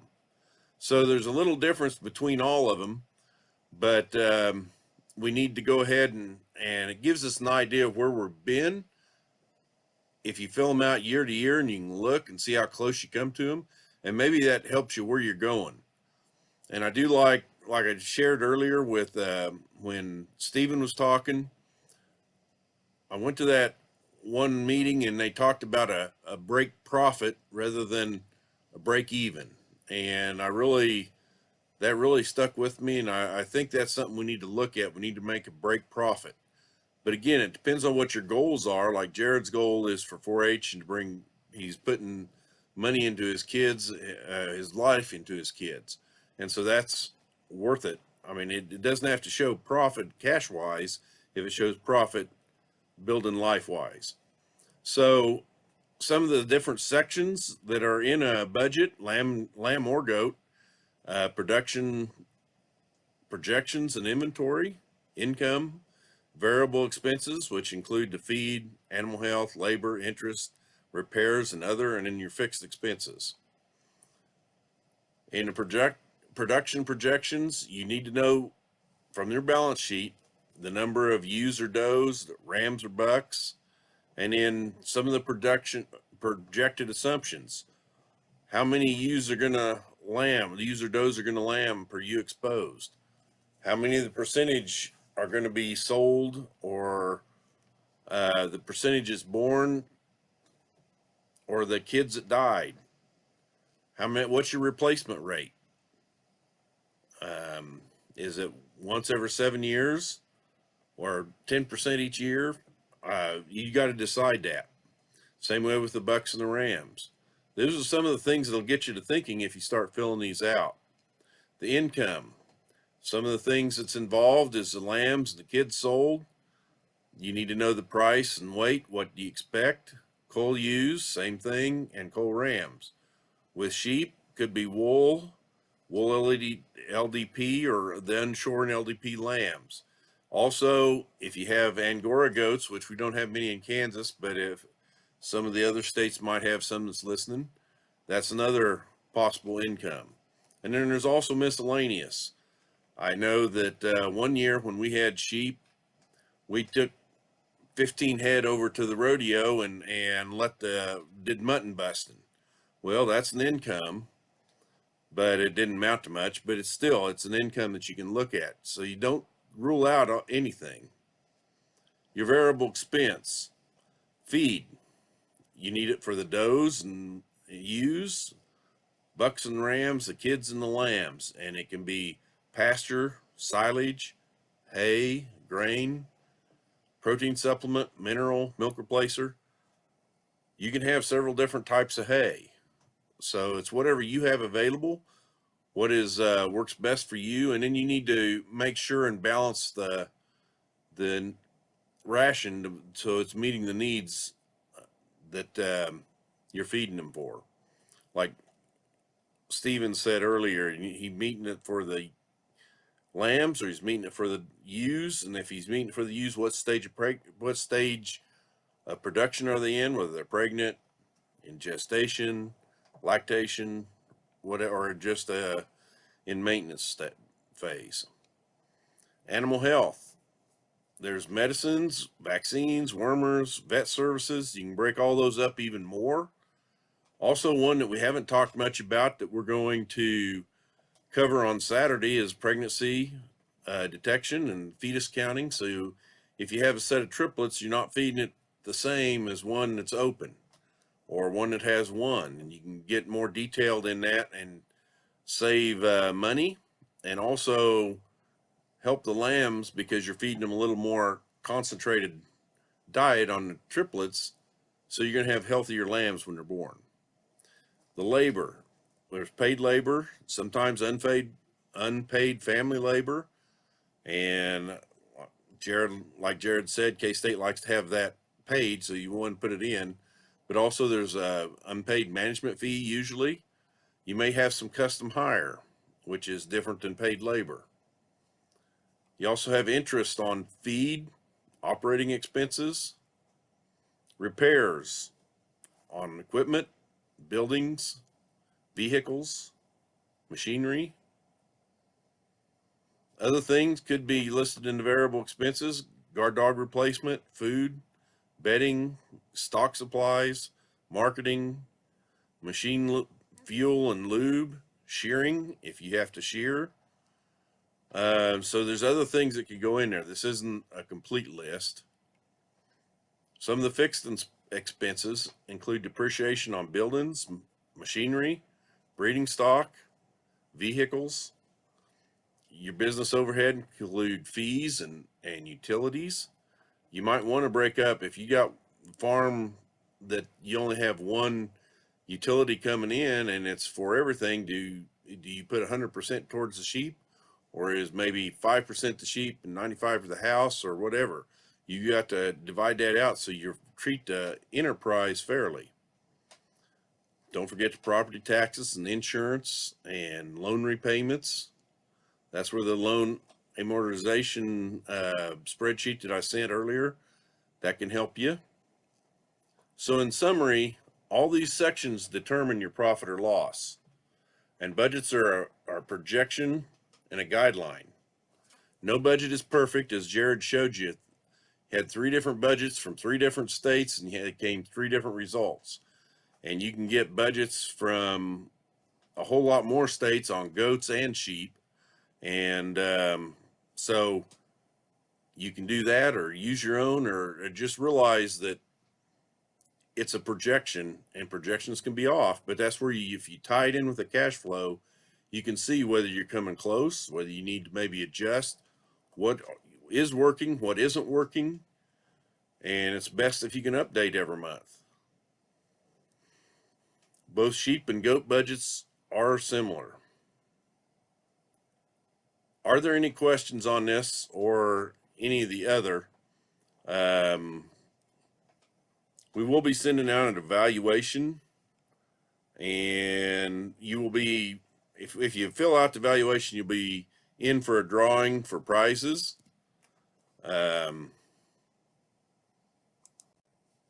And then Saturday, we're meeting in person here in Jetmore. Do we have any questions from anybody, though, over the budgets?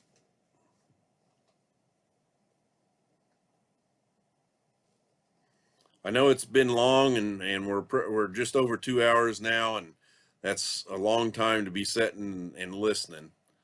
So I do appreciate everything that you guys coming in and asking the questions you asked and the comments you made. We appreciate all that. And if you have any questions, don't hesitate to call us.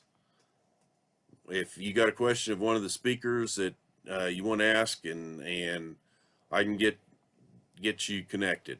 So any other questions?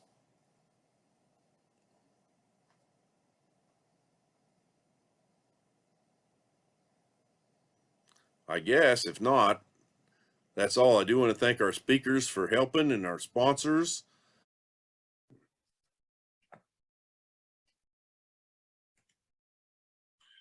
One of our new sponsors this year is Herd Boss. It's a place where your farm can come together to track records, reports, and a lot of other results.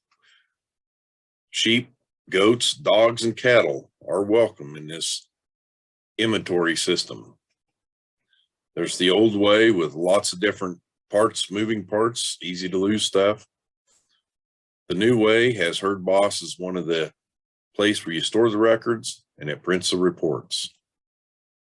It's made with you in mind. Easy to use, so easy that Grandpa can use it. Made for breeders, by breeders. It's totally yours. You own the data. We keep it private and protected. Made for your success. Herd Boss is designed to work as hard as you do. Again, all your records, one place. Never lose a record again. As you can see, pedigree, birth date, etc., etc.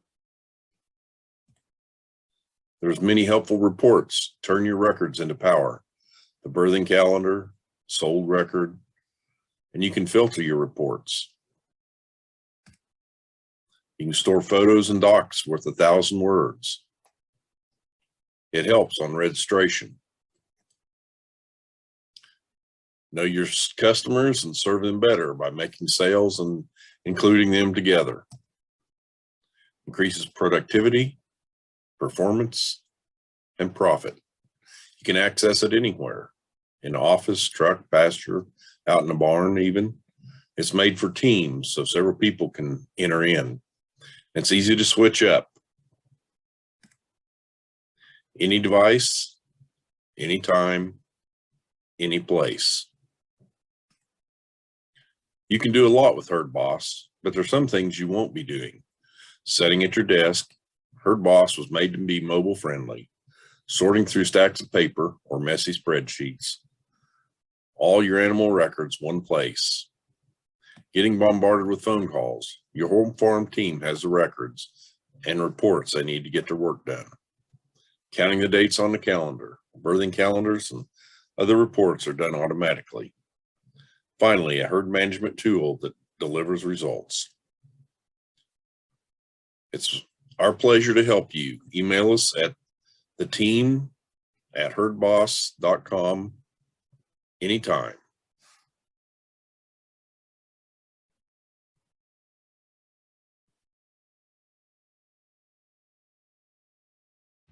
What sets the Purina goat mineral and the Purina wind and rain sheep mineral apart from other minerals that are on the market is because they are designed by folks that are in the business. We work very hard at the Purina Animal Nutrition Center in Gray Summit, Missouri to maximize efficiency, to increase the number of lambs that we have on the ground, and I know the goat herds that we work with are on the same role as us. The best way for producers to ensure that they don't have a mineral deficiency is to supply a quality mineral. That's where we have worked so diligently on the Purina goat mineral and also the wind and rain sheep mineral to provide myself and other producers an opportunity to decrease problems. From the reproductive standpoint, vitamins and minerals play a huge role in sheep and goat. That's where we have found the biggest contribution to our operation in terms of AI and embryo and then conception on first-time service. So there's a distinct role that the minerals play in repro for us. That's what makes us unique and different, is because we're creating products that work for us.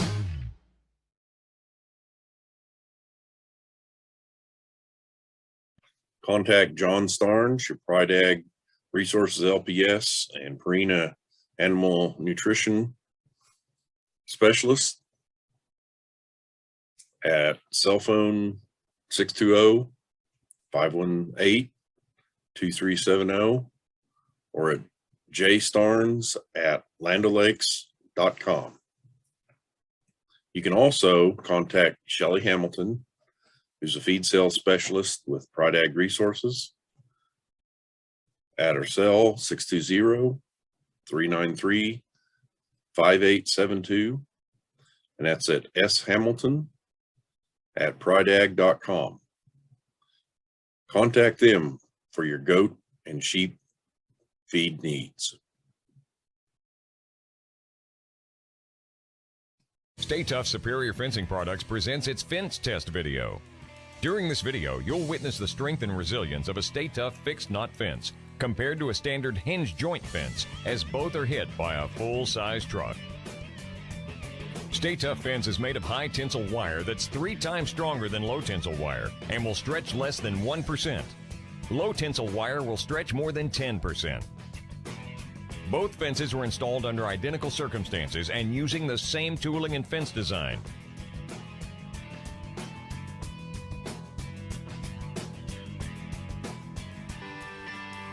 Let's see the results.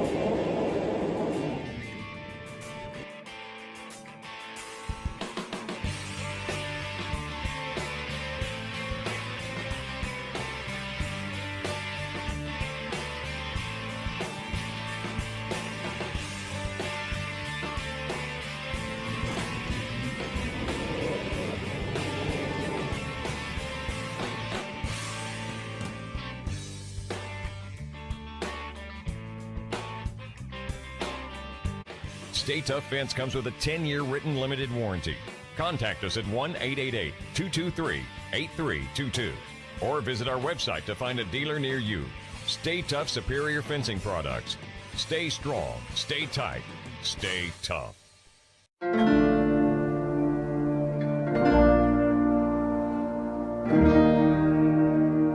Getting up on a morning like this and seeing the sun come up is just beautiful. I was herding sheep when I was 12 years old. Had a pack horse and a teepee tent and a stove, and I followed the sheep. And I loved it. In fact, if I had my druthers, I would be out here herding the sheep every day. I don't think there's any better life. We want to be in business for the next generation.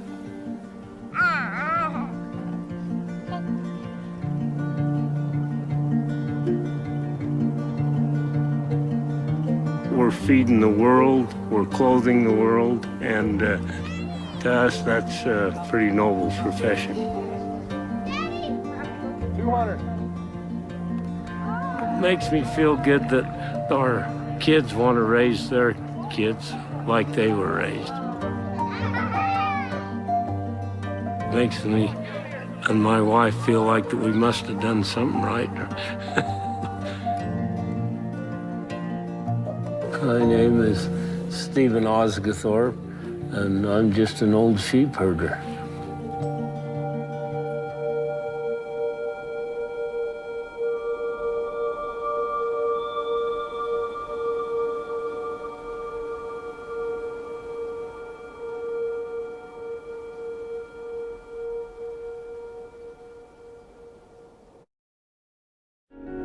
Making Kansas a better place to live and work has been our goal for over 100 years. It's a responsibility we don't take lightly. It's all with your sediment. 365 meters. 365 meters.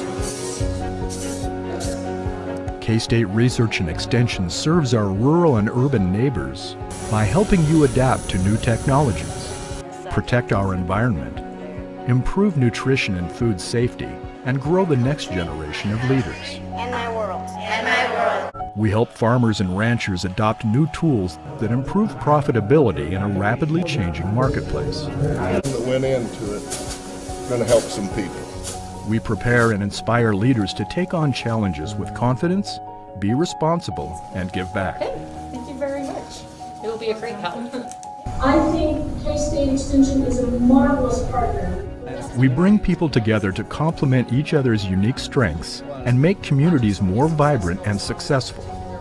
We are Kansas State University, in every county, working shoulder to shoulder with organizations, local leaders, and you to help our state grow and thrive. We are K-State Research and Extension.